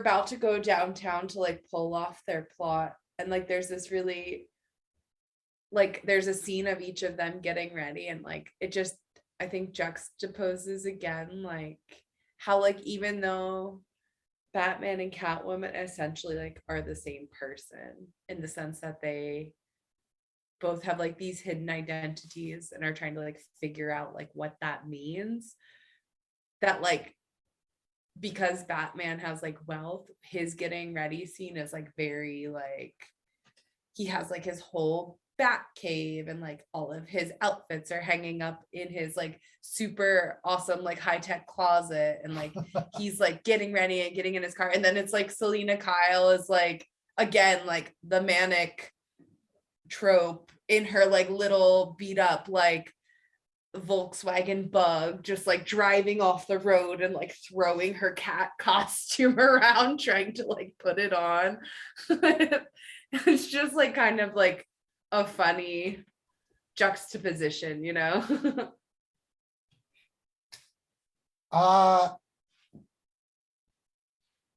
shields on the Batmobile, Yeah. they look awful. Yeah, they look really bad. I think I don't think they looked great in 89, but they looked better if I remember. They look so much better. I mean, granted, it's been like maybe a year since the last time I watched 89, maybe 2. Yeah. because they blew all their budget on the Penguins. Yeah, right. Telling you. But in my memory, it looks practical in that movie. I know that it's not, at least not the transition of them if it's shielding up. There might have been a Batmobile that was shielded that like was an actual prop. Maybe. But I'm pretty sure it was animated. It like going on the armor. Yeah, It's been a minute since I watched Batman 89. I did want to watch it along with this one so I could compare it for this podcast, but you know, we're recording this and it's the holidays and it's kind of hard to find enough time to watch a ton of movies. Yeah, truly. But yeah, so while Batman is trying to rescue the Snow Princess, Ice Princess, excuse me. Penguin's gang is like hacking into the Batmobile. Yeah. Oh my god, this part is so dumb. So I do think this part of the plan is dumb, but it's a lot of fun, so I don't really care. Like if the movie was more silly like this, I wouldn't care. Agreed. Yeah. I think this whole part exists To sell toys. just to sell a new Batmobile. Yeah, I can see that. I can see an RC Batmobile toy. Well, so there was a Batmobile toy for 89 that was just a Batmobile. It had like where it was machine guns in the movie, it was shot two little darts. Yeah. The Batman Returns Batmobile, you could like hit a button and like the sides would like unattach and it would just be the center thing. Yeah. Yeah, eventually at the end of the scene, that's what it becomes. I vaguely remember that. I didn't really have the Batman toys as a kid, but I'm aware of a ton of them. Gotcha. So I guess I'll be talking toys alone. I don't think I had Batman. I had some animated series toys that you got from McDonald's, but I don't think I had any I didn't have a lot of superheroes as a kid. I was into Ninja Turtles and Ghostbusters. Those are the toys that I had. Yeah. I had and like some random Transformers I picked up along the way. I had three figures from this toy line. Yeah. I had the Penguin, which looked nothing like the Danny DeVito Penguin. It was just a repaint of the Superpowers line. Yeah, Superpowers one, yeah. Yeah. So like in that one, he was like blue and purple. In this one, he's like black and white. Yeah. Yeah. I had oh God, I think it was called Air Assault Batman. And it's Batman with this like glider, but instead of just like his regular colors, he's like zebra color, like zebra striped. Oh, he's the zebra Batman. Yes. Yeah. It was really silly.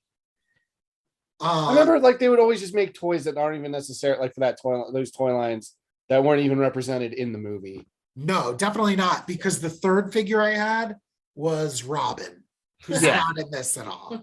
Yeah.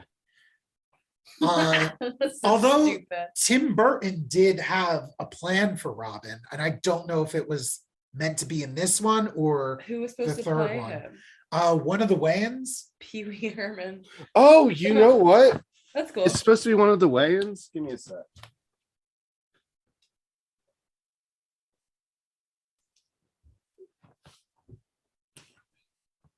Yeah, that comic is basically Tim Burton's third Batman movie. Because it's really good, and Robin's this is the guy that plays Robin. I don't know if he's supposed to be anybody. He doesn't remind me of anyone, but he is black in it. So I was like, oh, maybe that was the plan all along. Yeah, I think it's riffing off that. I don't think they got the likeness for an actor that was never cast, Yeah, because they got Michael Keaton, Billy D. Williams, and Michelle Pfeiffer likenesses is in this book. Yeah, I know Commissioner Gordon doesn't look anything like whatever his name is. He's barely in it. He's barely in any of this, so that doesn't bother me too much. Yeah. Him and Alfred are the only consistent act. They're the only ones in all four. Yeah. And Alfred is so good in this version. I love how catty he is. Like he always has something smart to say back. He's cattier than Catwoman. He is. He's catty the way Catwoman should be. You would probably like him in the animated series too. I feel like he's pretty catty. He just like, oh god. Wait. So at the when Batman's initially looking at like the newspaper articles about like the circus that the Penguin is from, supposedly. Yeah. Alfred's asking him like, oh, like like why are you so fixated on Penguin?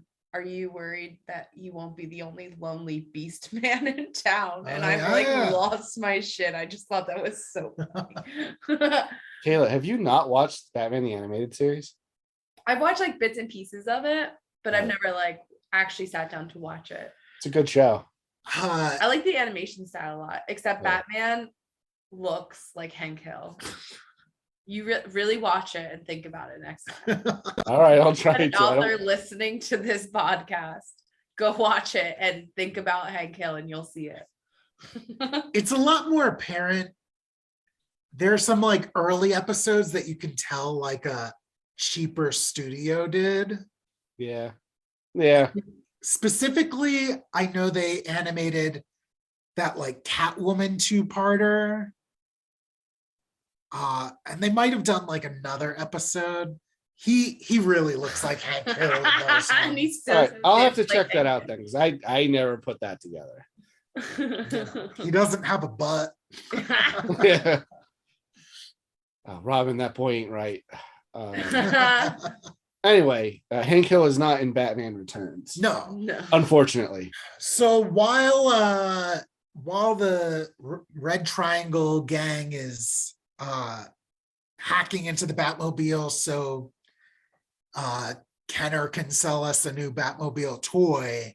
Yeah. Batman's trying to save the Ice Prince. The Ice Princess. Okay. Give her title. She earned it. Ice Princess is like so cool and collected. Yeah. She's like, oh, thanks for rescuing me, Batman. I know they set you up, but I'll just like clear it with the cops. Yeah. She's pretty chill. I like Ice Princess. That's why she's the Ice Princess. That's true.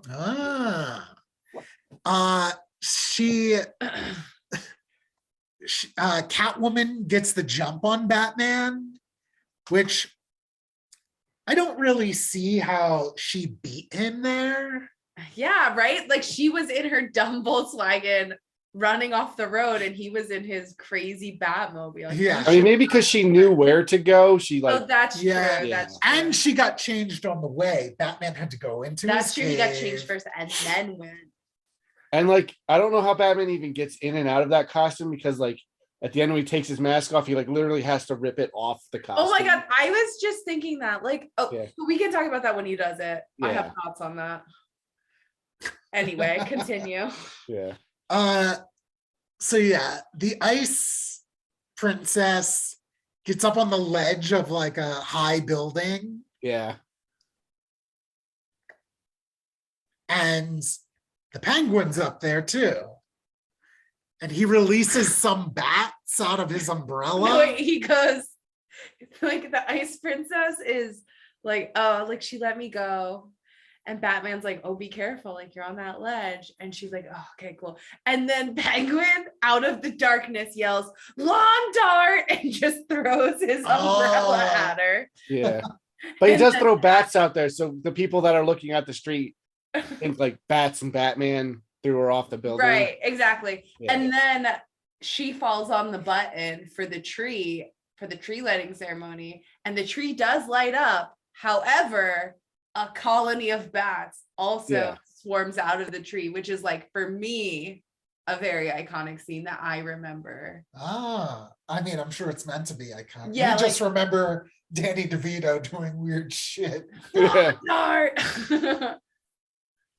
I mean, how do you not remember Danny DeVito doing? I mean, that? that's basically his whole career. Yeah. But And then like the cops show up as soon as Danny DeVito, or like, I'm sorry, as soon as the Penguin, let me use his real name. yes, He's so deep in character. As soon as the Penguin like slinks back into the shadows, like the cops come out and just start shooting Batman. So silly. I feel like this is where it finally starts to get enjoyable for me. Like, Yeah, I the setup is over and I just like watching the hijinks, because the setup causes me to ask too many questions about this doesn't make sense. Why is this happening?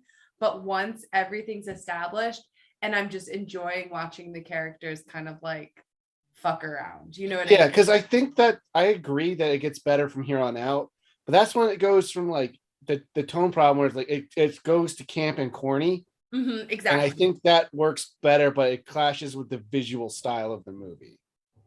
I think so. That's what I think Tim Burton does best. He thinks out aesthetics, he thinks out concepts that are really interesting, but then his stories always fall apart because he doesn't know how to do it. You know what I mean? Like, yeah, his stuff usually has more of a fairy tale element.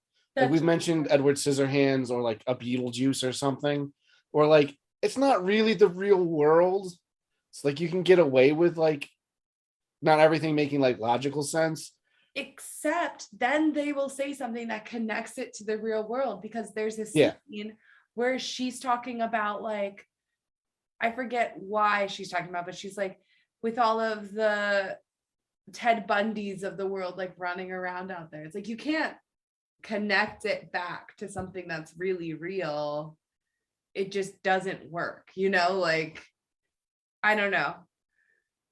Yeah, I don't like the like mention of real world serial killers. In such a like kind of whimsical take on this, you know? Yeah. It just doesn't make any sense. Batman, and maybe this is where the aerosol Batman comes from, but he has this like crazy glider in his cape. Yeah. And he like kind of flies back down to his Batmobile. It's all been hacked. Hacked. Yeah. So this might be my favorite scene in the movie. I do like the Tim Burton Batmobile, even though I don't like it as much as the Adam West Batmobile. Like you just like all the gadgets in it and stuff? Well, like, I don't know. I like that the Penguin's gone like full tilt, like bad guy. Like he's mask off in this scene. Where like he has control of the Batmobile like in a little arcade racer. Yeah, which I think like is a real. Yeah. I've seen that. I think it's from an actual arcade game. Yeah. I couldn't tell you which one it is, but like, so he's on like a video in the Batmobile, like taunting Batman. He's like trying to run over like old ladies and things. And, like, I don't know. It's just like, it's fun in a way that like, I kind of wish that was what the movie was more like. So before that, we get Penguin and Catwoman. We get their falling out. Yeah. Catwoman's kind of pissed that the Penguin killed the Ice Princess. Yeah, that wasn't the deal. She's dead. She fell into the present. I thought she got up after, no? No, she's dead as hell. Oh shit. Yeah. Oh yeah. See, cats didn't chew on her, so so she didn't come back to life. Yeah. Yeah.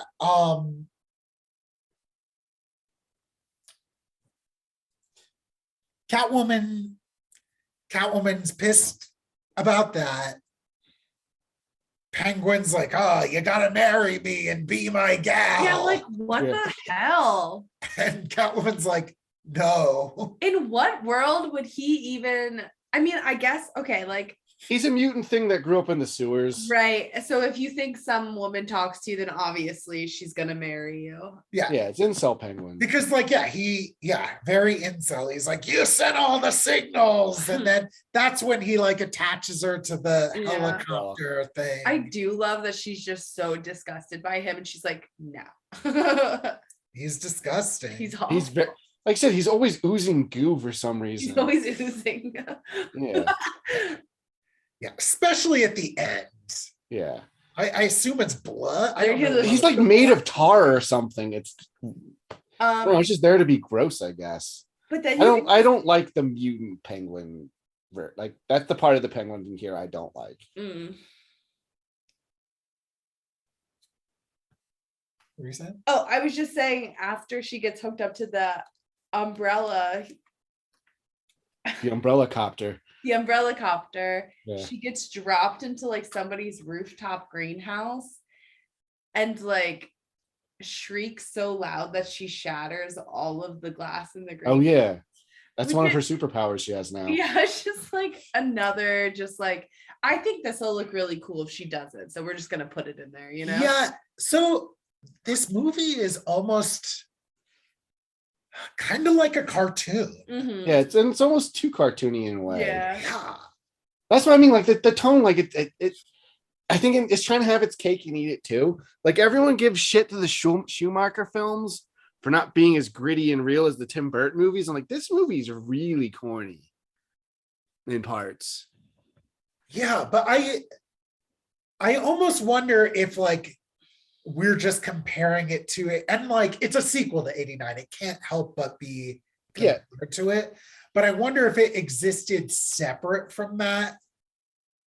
If I don't know, those If this was the first movie they made instead of Batman 89, I don't think it would be as big a hit. Oh, probably not. Definitely not. So yeah, Penguin takes control of the Batmobile. We get this scene. I personally think it goes on a little too long. Yeah, I can agree with that. definitely. But yeah, the Penguin's talking all sorts of shit, and we see Batman throw a little CD into the computer, which comes into play at the end of the film. I don't think it's that much farther after this scene. Yeah, not too much. Yeah. The cops, they're dumb in 66, but they're dumber here. Yeah. They're just like, they're dumber here because this is a more, for lack of a better term, like grown up world. Because like the 66 shows, it's meant for children. You know what I mean? Sure. They're just like crashing into everything. I don't know. But yeah, eventually the Bat computer tells Batman where the radio control device is, and he punches through the floor Yeah. to like grab it and destroy it. Ridiculous. I thought that was, I don't know. I thought it's that heightened superhero thing that like I kind of like. Oh, I think it's cool. Yeah. It's just cool, it just doesn't make playing up the sense. ridiculousness. Yeah. He's never exhibited super strength before in this version, and then all of a sudden, I mean, he punched through the car. There's a lot of ridiculous stuff in Batman, like straight up, but you know, the fact this car, look at his car, like that already is ridiculous. It's a cool car. I like it, but it's ridiculous. And he stops just in time before he runs over an old lady. With like a baby carriage too, right? Or her groceries. She's Groceries, that's what it a is, grocery car.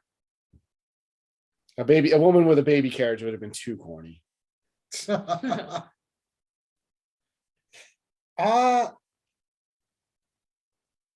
Yeah, so I feel like I'm sorry. go ahead. Correct me if I'm wrong, but isn't like part of Penguin's persona, at least in 66, isn't he supposed to be, he's kind of like this proper man who uses like extraneous vocabulary to kind of like show his like intellect, and like that's kind of like his persona, right? Like, Yeah, totally. Sometimes he uses a lot of alliteration.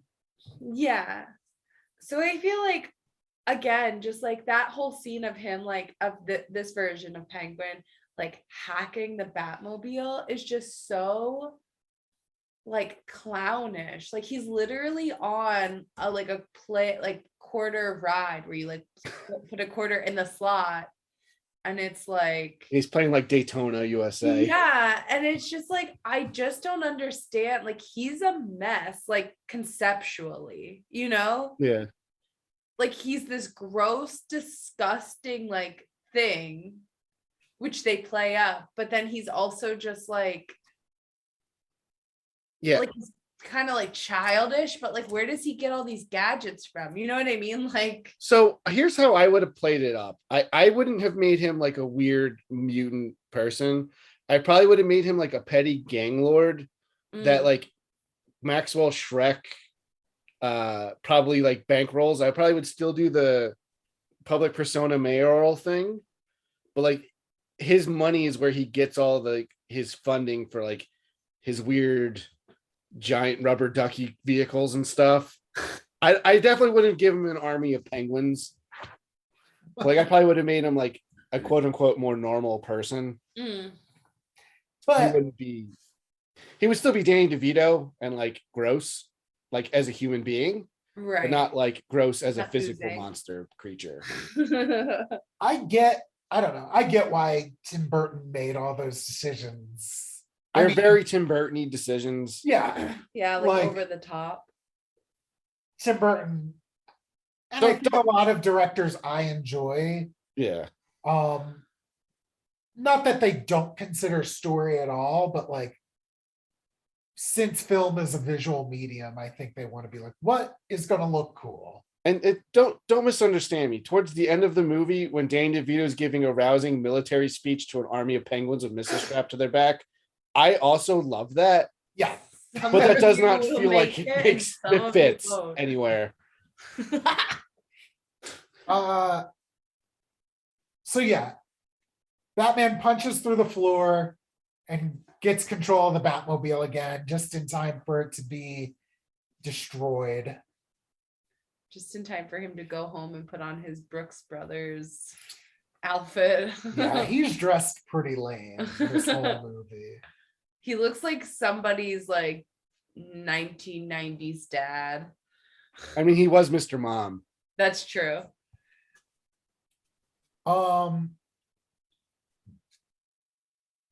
The Penguin's making a speech, and Bruce and Alfred decide to go down into the Batcave, and yeah, I guess it's the next scene right after. Yeah. They use the recording of the Penguin. Yeah, saying all his horrible shit. Like Yeah. basically revealing his plans to everybody. And he does a very corny like DJ Scratch thing to it.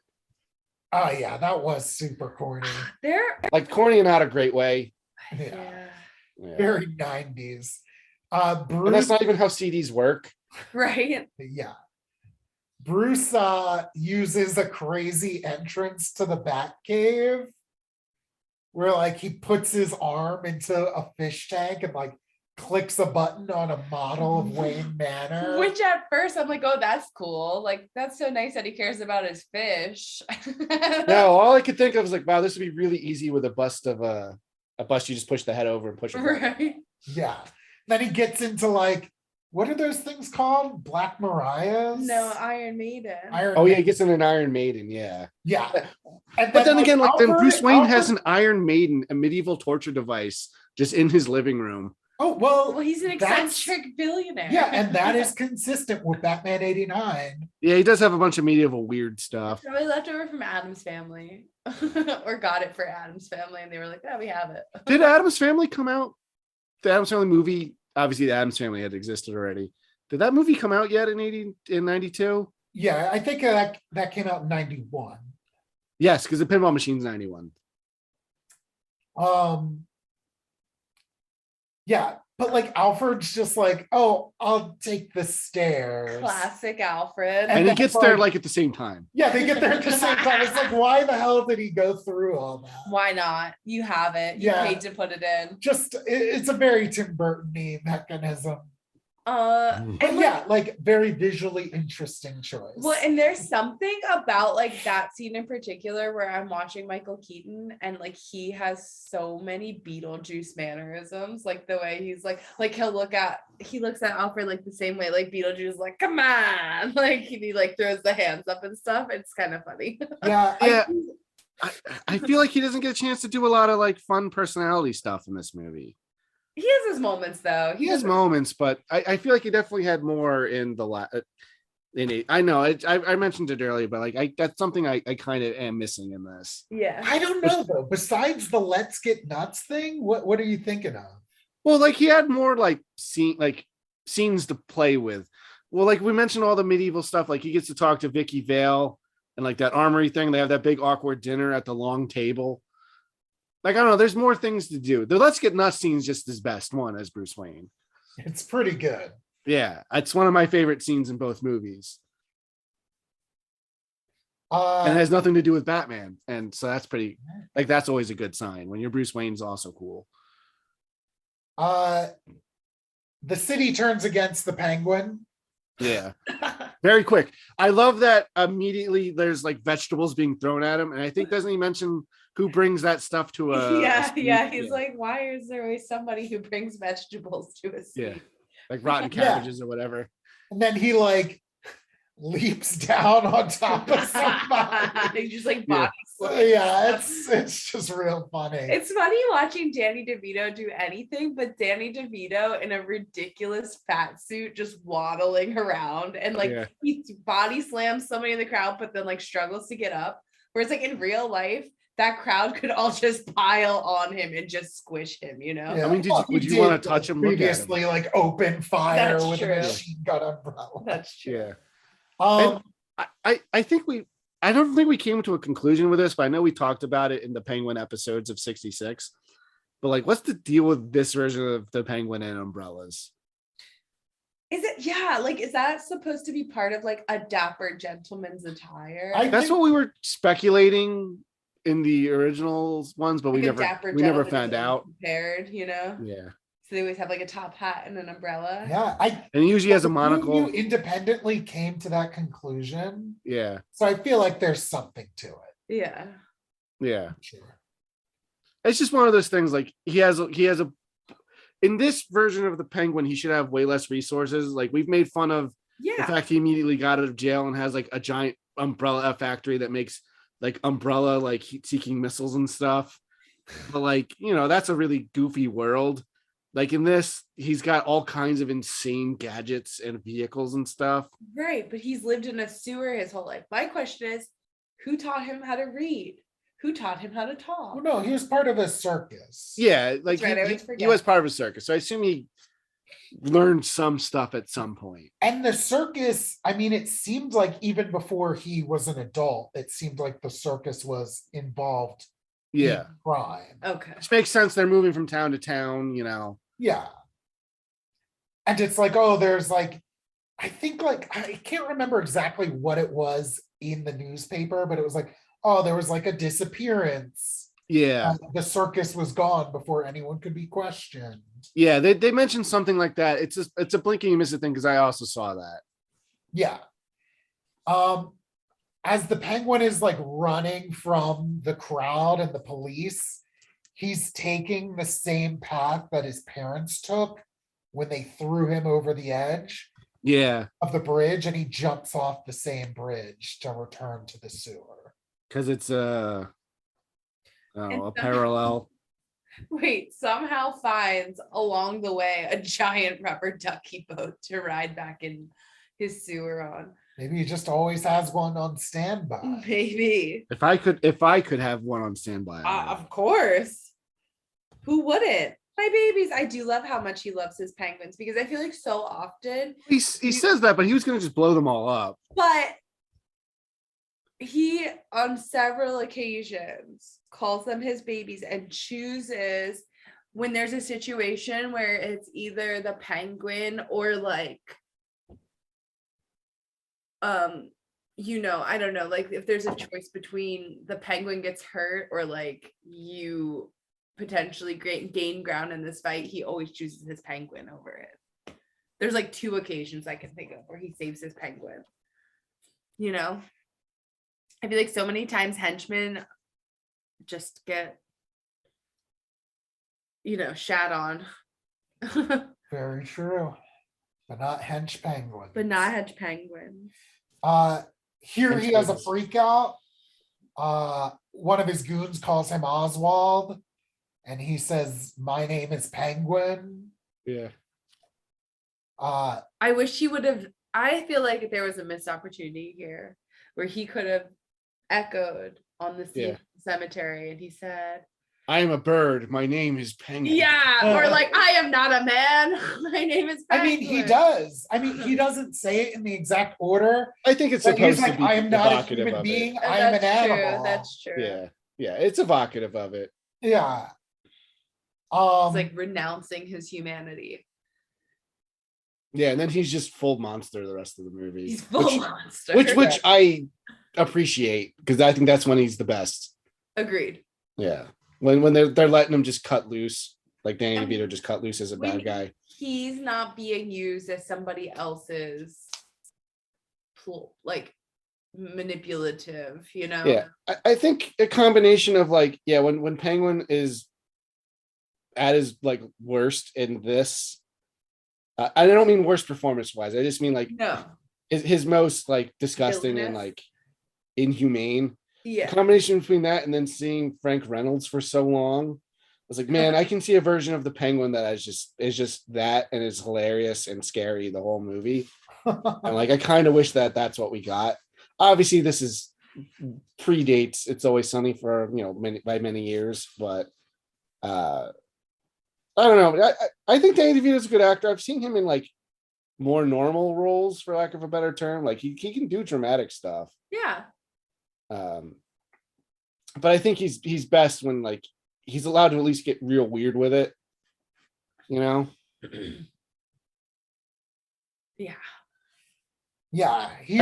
And like his character in Taxi is like a unrepentantly terrible guy, but like he's still like charming and like he's still charismatic. Like you still like to watch him, as a viewer.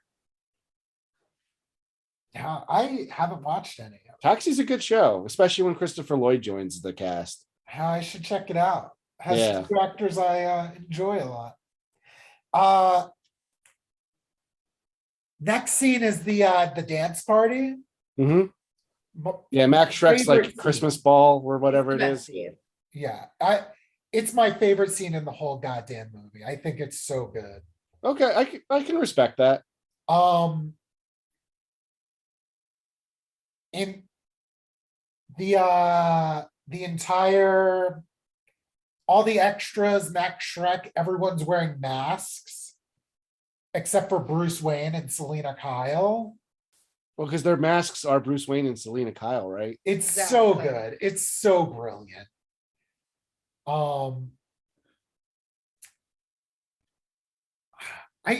I think it was when Batman and Catwoman first met, there was some mistletoe. Yeah, there was a reference to mistletoe at least. Batman says mistletoe can be deadly if you eat it. Yeah. And Catwoman says, but a kiss can be even deadlier if you mean it. Yeah. Which is honestly so corny. It's a silly thing to say, but then it's brought back here. And then they reverse the lines here, and that's how they realize each I- other's who they It's are. still so corny. Oh God, I love it. And then like, That's the kind of corny that I think can work. I don't mind corny. yeah, I mean, it's all corny. It's a man as a bat. Yeah, But- it's a superhero movie. It's inherently corny. Oh God. Okay, but corny isn't interchangeable with poorly written, and I think that was just not. If the movie was more in line with like that, like with like the 60s Batman shows tone, that line would be totally fine and awesome. But I because think, this like- is like a weird, dark Tim Burton-y thing, like it's corny. I think Tim Burton is dark, but he is also silly. Yeah. He's very silly. Pee-wee's Um, Big Adventure is an extremely silly movie. Yeah. But And that movie's great. I just think like their reaction to like finding out who each other is like, oh God, like that is like maybe the best acting like the two of them do in the entire movie. I would agree that's probably the best acting scene in the whole movie. Definitely. Well, it's the only time they actually get to act. I feel like they're not And just. I think that's why the Michael Keaton thing sticks out to me, where he doesn't get to really do much in terms of acting like that. You know what I mean? Where there's more scenes of him being able to like flex his acting muscles in the first movie. Yeah, because I mean, I feel like when you're Batman, there's not really much to act. Especially once you got your origin Yeah. movie out of the way, you know?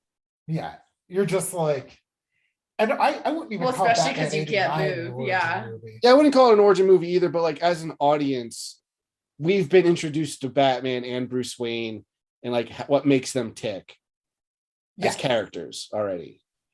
But yeah, It's an origin.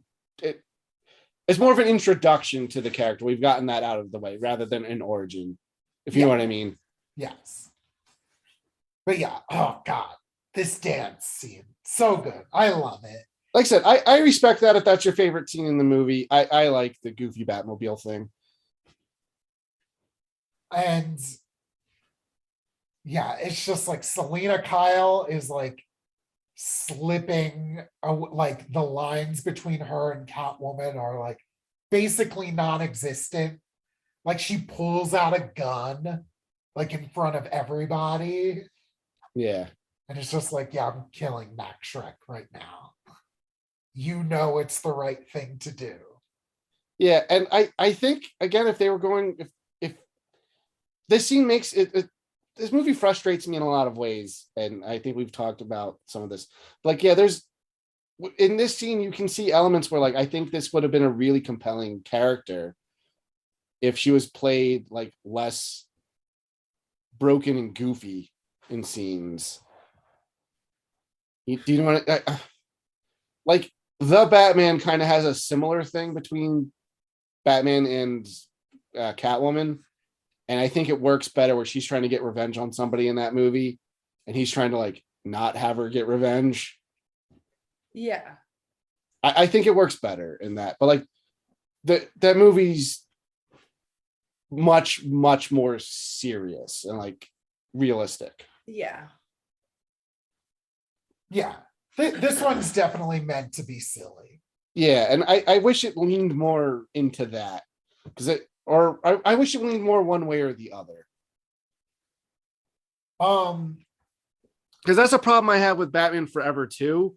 But like, I think Batman Forever is a much worse movie in overall. Batman Forever, I think runs the problem of like being based off of a Tim Burton like vision, Yeah, but not directed by Tim Burton. that's what I mean. Like it's too much. That one's got too like very strong because Joel Schumacher's take on Batman and Tim Burton's take on Batman clash really hard. For sure. And that one, I think, because it's trying to have a foot in both camps, extremely doesn't work. Because like when they finally get rid of like the Tim Burton influence in Batman and Robin, I find that movie kind of fun. Yeah, it's a lot more enjoyable. Yeah, I find it a lot more watchable. I think this is a better movie than that one, but I prefer to watch Batman and Robin versus Batman Returns. I don't know. I mean, just I totally get why actors people are would better not in this agree with me movie. on that. I'm not saying Batman and Robin is a good movie, but I find it more entertaining. So after the dance, Yeah. Well, the Penguin shows up and he explodes the yeah. dance floor because that's Yeah, the only as way you he would. can, right? Makes quite an entrance. And I don't mean with his dance moves. I mean he literally. I kind of wish it was with his the dance moves. floor. Because then we could have had the Penguin, like yeah, people could do the Penguin. You know what? And it could have been a That big is dance something craze in the 90s. that this movie doesn't have, that the one before it did. It does not have a dance scene where there's like legit music playing and the villain is just like dancing their way. You know what? That is something this movie has, I think, over 89, is I think the Prince songs in it date that movie in a way where if they weren't in it, the movie would feel timeless. Like it would feel like it just kind of exists in like a fairy, like a fantastical version of I the hear real world. that. This movie doesn't have like an intrusive pop songs. Like the Prince songs take me out of Batman 89 I agree. when they happen. And it's no Kiss by a Rose or whatever that song is. Oh. Anyway, he explodes the dance floor. He unveils his plan of the Penguin Firstborn. army Yeah. going after all the firstborn children. Is Yeah. it specifically the firstborn children, right? Yeah. Firstborn Okay, males. Yeah. question, and maybe you guys have the answer. Why does Max Shrek give a shit so much about his son? I mean, is it purely just parental love? I mean, his son was only like one scene before this, and like they didn't even really do it or do or say anything. It's just like, oh, it's his son. I don't I feel know. like he would be such a self-centered piece of shit that he wouldn't care. I think in a different they set it up though. Did they? Because So the first time you see Chip Shrek, he comes through the door in the office right next to a painting of the two of them. Mhm. So like, I mean, it kind of clashes with the kind of character like they're portraying yeah, Max as, but they've threaded it throughout the movie. So you have that where like any other crime boss would just have a picture of them, That's true. like an oil painting of them. He's one of him and his son. Like when he's having the meeting with Bruce, yeah. he's like, I'm attempting to leave a legacy for Chip. Oh, yeah. Yeah, they set up a little bit, and like you can be a bad guy and still not want your son to die. That's true. Yeah. I guess I just don't. It is kind of like an egomaniac who would then. I think they could have set it up better if the movie was focused on one less villain at something, you know what I mean? I guess, but why does he even have a son? His son doesn't even play a part. His son reminded me so much of Eric Trump. Ha! Just It does like this- look like Eric Trump. That's Yeah.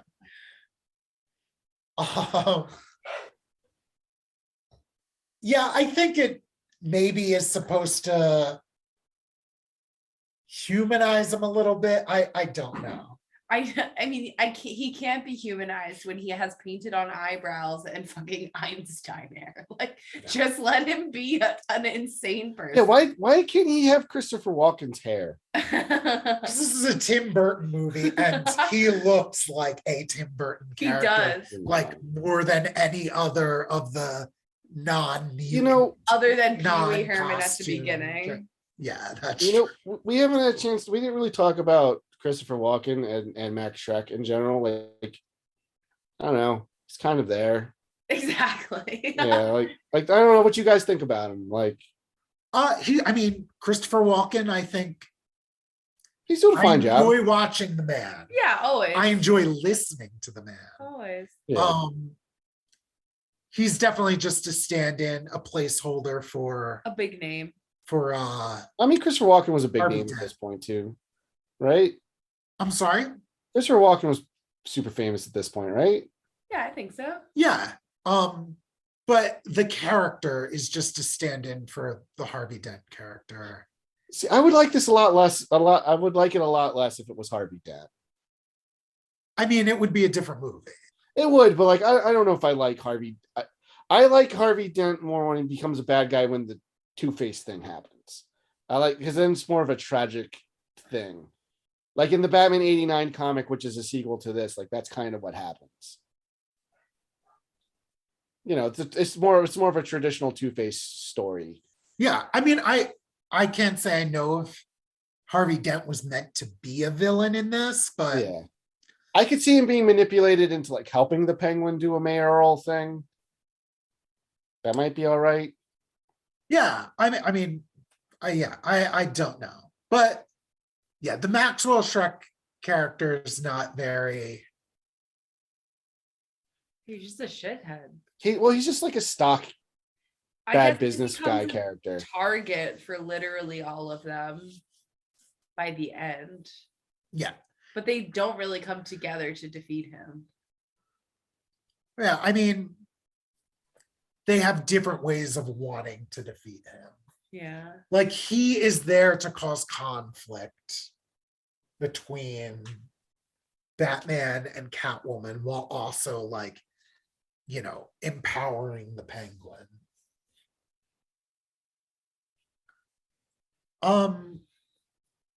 Now he's in a giant bird cage, so Yeah. The Penguin puts him in a cage. I love that whenever he's in the sewer, he's like covering his mouth to like not breathe in the germs or whatever. Yeah, well, I'm sure it's also got stink. Oh yeah, I mean, I am sure. Yeah, I've never been in a sewer, but you're really I gotta missing imagine. out. Apparently, there's lots of penguins that live down there. Yeah, it's obviously it connects to where like the penguin cage is going, you know. I feel like that zoo would be in direct violation. It's not open anymore, I guess. So, you know. Yeah, that's true. The Penguin's gang is going around town, or no, the Penguin is releasing the penguins, right? Yeah, in a tiny train. Well, no, because But Batman saved all the kids. are, Oh yeah, they're yeah, collecting the gang is kids. stealing the kids. Yeah. So Batman's able to save all of them, and that's why he's like, we're going full penguin apocalypse. Yeah. I kind of love the lead like circus guy. Mhm. So The monkey grinder. do you remember a show when we were kids called Erie, Indiana? I remember it existing. I don't think I ever watched it. So yeah, I mean, for anyone listening, Erie, Indiana was basically like Goosebumps, or like it was like X-Files. It was X-Files for kids. Yeah. Yeah.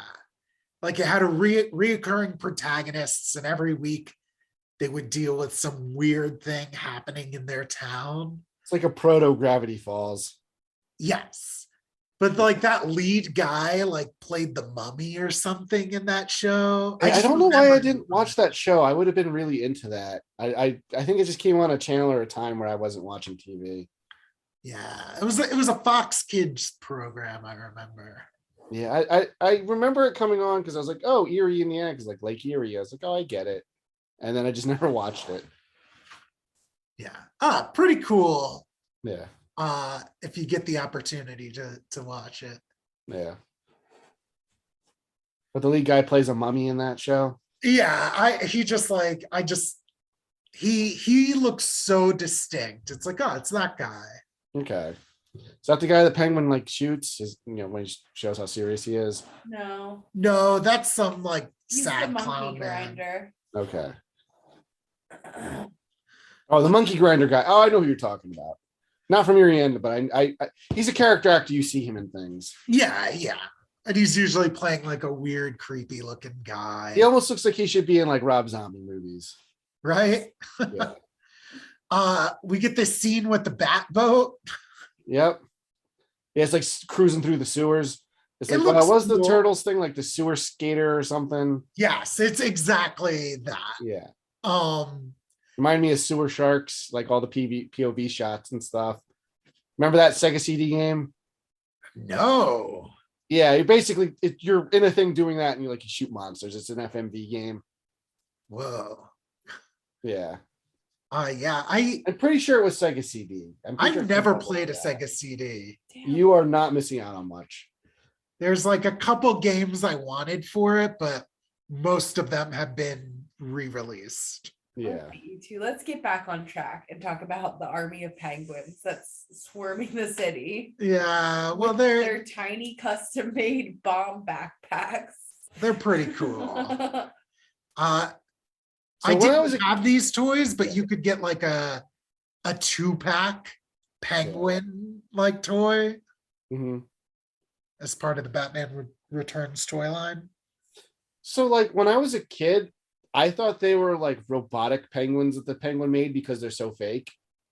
I think they're supposed to be real. I'm watching it now. Yes, they're definitely supposed to be real. Oh, Yeah. The bombs, you mean? No, the penguins. When I was a kid, I thought they were like robot penguins he had. Oh no, I think they're all like They're supposed to be real. Yeah. Yeah. Yeah. Especially But they're like when they're really swimming bad in the water and animatronics stuff. or like kids in costumes. Yeah, they're just being like controlled remotely. And Yeah, then because Batman jams the signal or yeah, whatever. Batman jams it and sends them all back and then blows up everything. Yeah, I love like before the penguins are about to explode the penguin base, Yeah. like everyone just starts like piecing out. Yeah, everyone's like, but yeah, everyone just leaves, all his henchmen. Yeah, like they're like the clowns are cartwheeling away, and that woman, The that like woman with the creepy- dog just like fades into the shadows. Yeah. It's like that Homer Simpson gif where After he goes counting. into the bush. Yeah. Yeah. Yeah, it's such a weird. 9. That's a very like Tim Burton Yeah. move. Yeah. Well, at the end of it, all the humans leave him, but the penguins, because he's one of them, stay. And then they're weirdly pallbearers for him and then throw him into the water. That's right. Oh my God. It's so weird. It's so weird. Another scene that's maybe too long. Yeah. I can dig it. Well, Batman has the penguins explode and eat everything in the base. Yeah, and we get kind of the final confrontation. Yeah. Yeah, the penguin's pretty much beaten. How exactly does he die? Well, he comes back. He dies, but then he comes back. And then dies. Back Shrek thing, and then he dies again. So what does he like gets hurt in the explode? Oh yeah, he's trying to get away. Yeah. And he's like driving his duck thing, but like the bat boat crushes him. Yeah. But then how does he end up in the water? He like goes down that little like penguin slide so they can slide into the water. His body after he like collapses. Oh, but he's Anyway. not in a boat. Well, once Penguin's done, then it becomes about Batman, Catwoman, and her revenge on Max Shrek. Yeah. And that's like kind of the real climax Yeah. of the movie. And I think it's a good action scene as well. And again, it a different movie. I think I would really like that angle with Catwoman, where she's out for revenge, isn't like a cat burglar, or she could have been in then still want revenge on somebody. But Batman can see that she's not a bad guy. You know what I mean? And is trying to reason with her.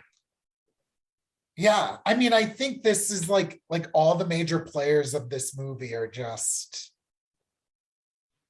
all really, they're varying degrees of damaged people. Yeah.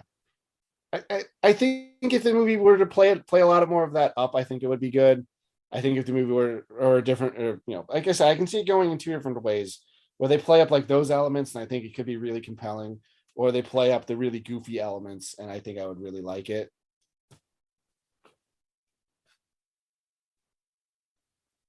Yeah, I don't know. I think for me it works. If for you or anyone listening it works, that's fine. I don't think this is really a bad movie. It doesn't do much for me. Which is why I don't really, like I said, I haven't watched it in 20 years. I'm probably not going to revisit it again anytime soon. Whereas I like Batman 89. I also don't put that movie in super high regard.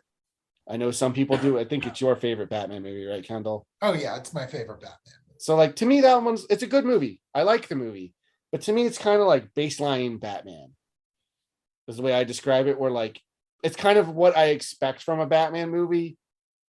And then I compare things, either I like things more than it or I like things less than it.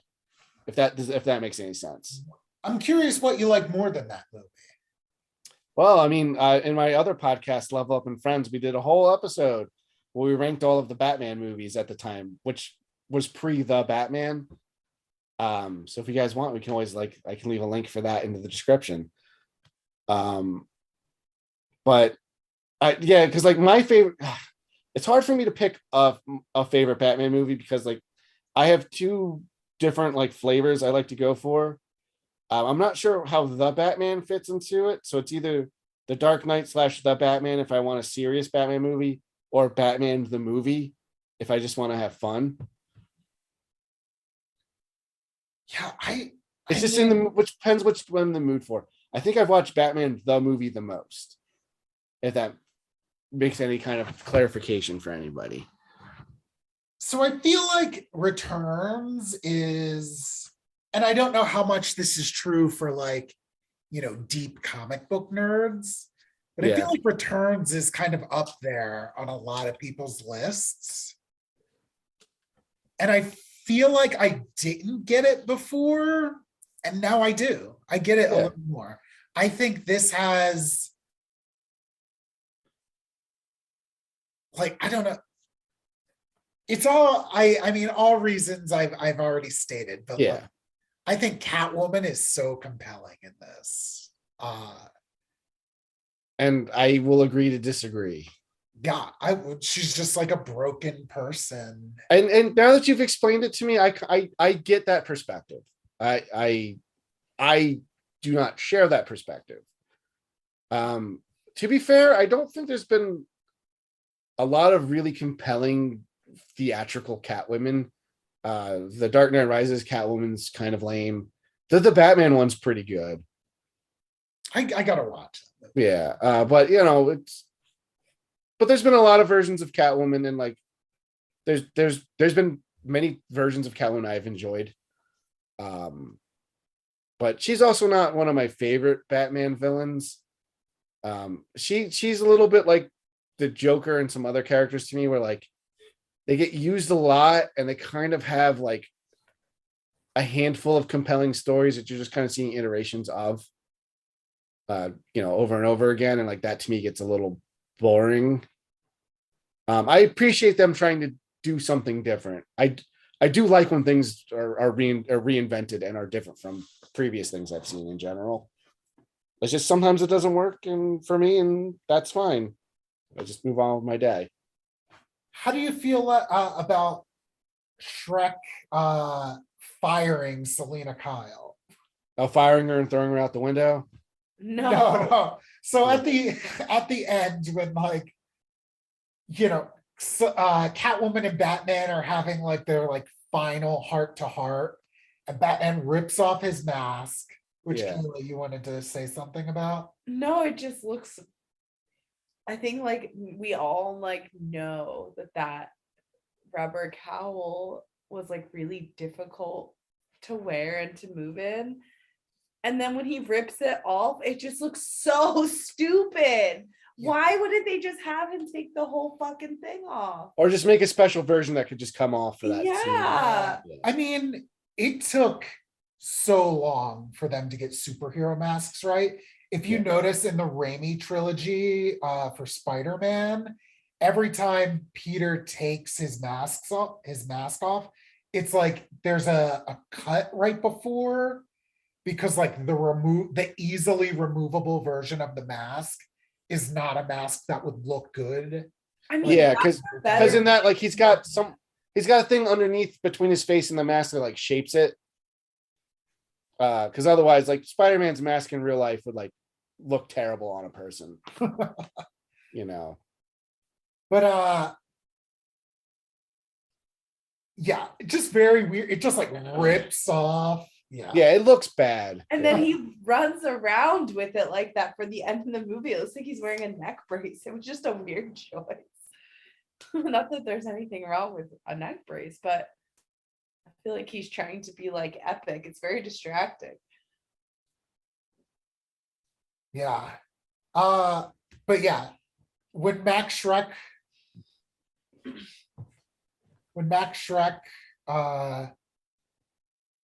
figures out that Catwoman is Selena Kyle, he's just like, Selena Kyle, you're fired. I just think it's so funny. Yeah, the guy gave me like classic 80s Trump vibes, and like that's part of it. But I mean, I think that's kind of funny as like a thing. I was like, that didn't bother me one way or the other. It didn't enhance the scene at all, but like whatever. And then when Penguin, so yeah, Catwoman, Selena, uses her second to last life to electrocute herself and Max Shrek. Killing the two of them. Batman decides to leave. Everyone's dead except him. And then Penguin rises from the water. He's fucking bleeding everywhere. And he's like sneaking up on Batman. And then Batman turns around and notices him, but he's like grabbed an umbrella. And then, he opens it and it's just like the Mobile one. He's like, oh shit, I grabbed a cute one. And then he just dies. Yeah. I thought that was pretty funny. Oh, it's so good. Yeah. Yeah, and then the six penguins act like pole bearers and kind of like walk alongside him and drag him into the water. Yeah, it doesn't make any sense, but yeah. But visually it's neat. It is. And yeah, that's definitely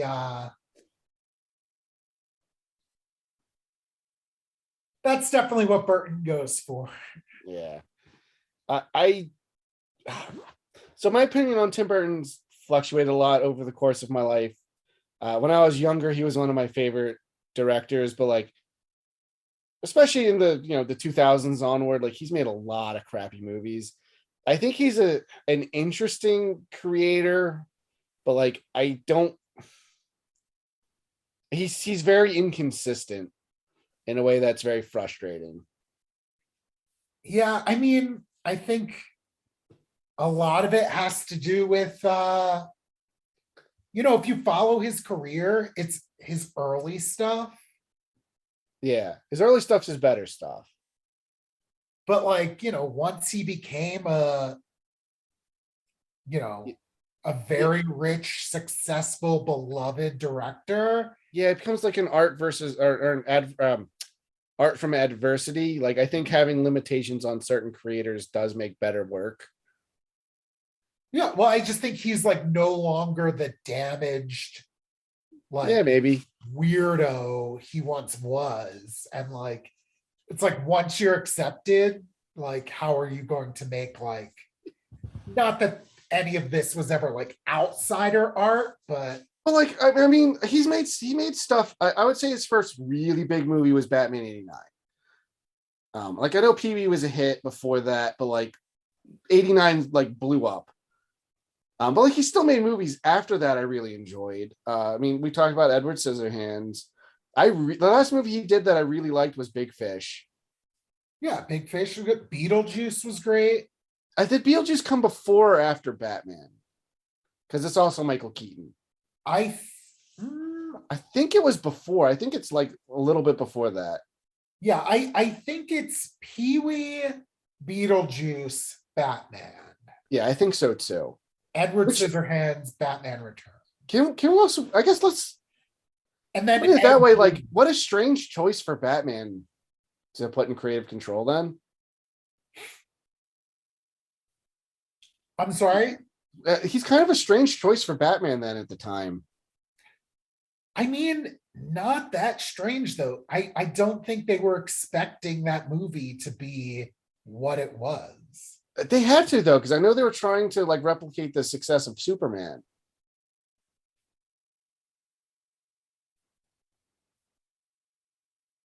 I don't know. I've never read any interviews on why he got it. Just because, since this were the movies when we were kids, like I've just never thought about like, oh yeah, of course it'd be Tim Burton because those movies were good and people liked them. Yeah, but I'm just trying to think of like a big studio thing like that. They weren't no budget movies, like you said. There wasn't outsider art he was making. Whereas like you can view Pee Wee Herman and Beetlejuice as like kind of strange. I wouldn't expect Beetlejuice to be a big hit, even though I think it had a decent budget because it had pretty good special effects. Like I mean, yeah. Tim Burton was a Disney he was like a Disney animator or storyboarder, right? Yeah. It's not like he was nobody coming up making indie flicks. But yeah, I don't know. I think not that he was like a huge success previously, but I think like Pee-wee and Beetlejuice both performed better than expected. Yeah. Oh, I like I said, I never thought about it till just now when we're going over like what he made right before that. Like, yeah, that's not who I would have expected them to tap for it. I mean, I wish I knew like bigger directors of that time. Yeah, it's one of those things.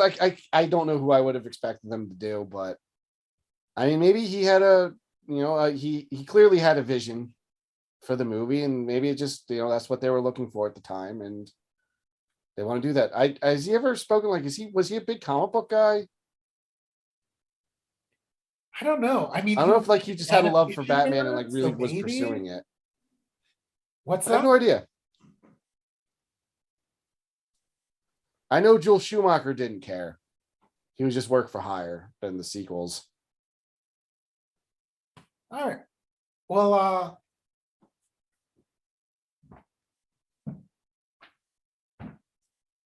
We'll probably I think I've said all I'm going to say about Batman Returns, other than like that's a bad title. huh. I think so yeah, the movie ends.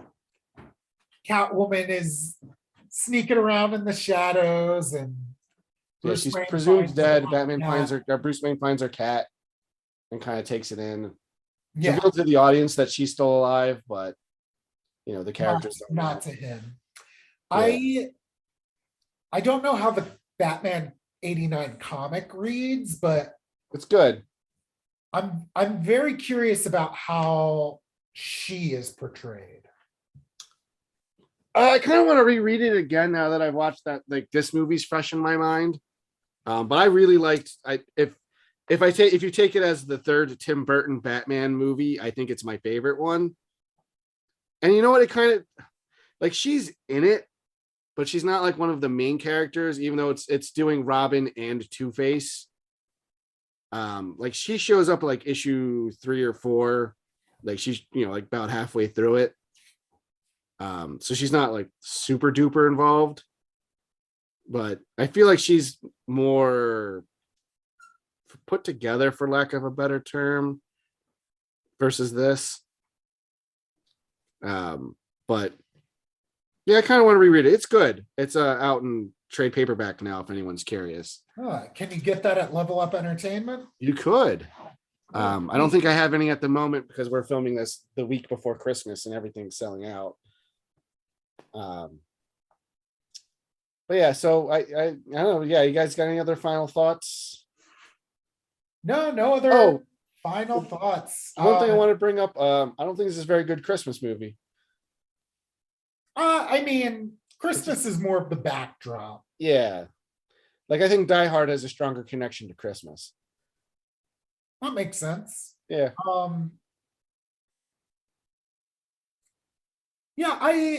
This is a movie that I think you can just watch whenever you want. Yeah. I get a winter vibe from it more than a Christmas vibe. Yeah. Like it definitely, like when you watch it, like the city does feel cold, even though it's clearly like a set with like set snow, Yeah. Like Gremlins. Yeah. I don't know. I think watching this movie with a more analytical eye, I like it more than I ever have. Okay. I would call this a divisive movie. I'm pretty, that's the vibe I get from like the general fandom. It's divisive, but people generally seem to like it. I guess that's also comparing it to like people really hate the sequels.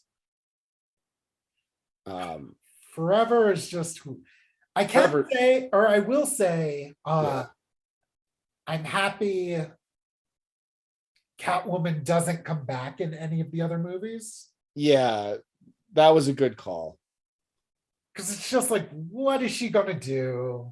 Well, those movies they already have the problem of too many characters, and then like big bloated budgets. So like you'd have to pay Michelle Pfeiffer to show up, and she might have also been like, I don't want to be involved. Like might have read the script and be like, this sucks. I mean, just there's nothing else. There's nowhere else for that character to go. I Yeah. kind of don't even like that she's there in costume at the end. Yeah. Like, I think like a good conclusion for her is she just is gone. Yeah, I forget exactly. Like I read Batman 89's trade not too long ago, in the sense that it was like this summer. But like she does get involved in the plot, but like it's a smaller part. Yeah, and I mean, it had been so long since you watched this movie. Yeah, I'd forgotten big elements of her. That like it didn't really.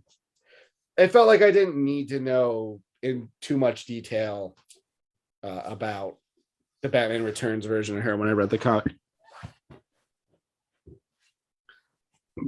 But yeah, so I think that's going to do us for this episode, right?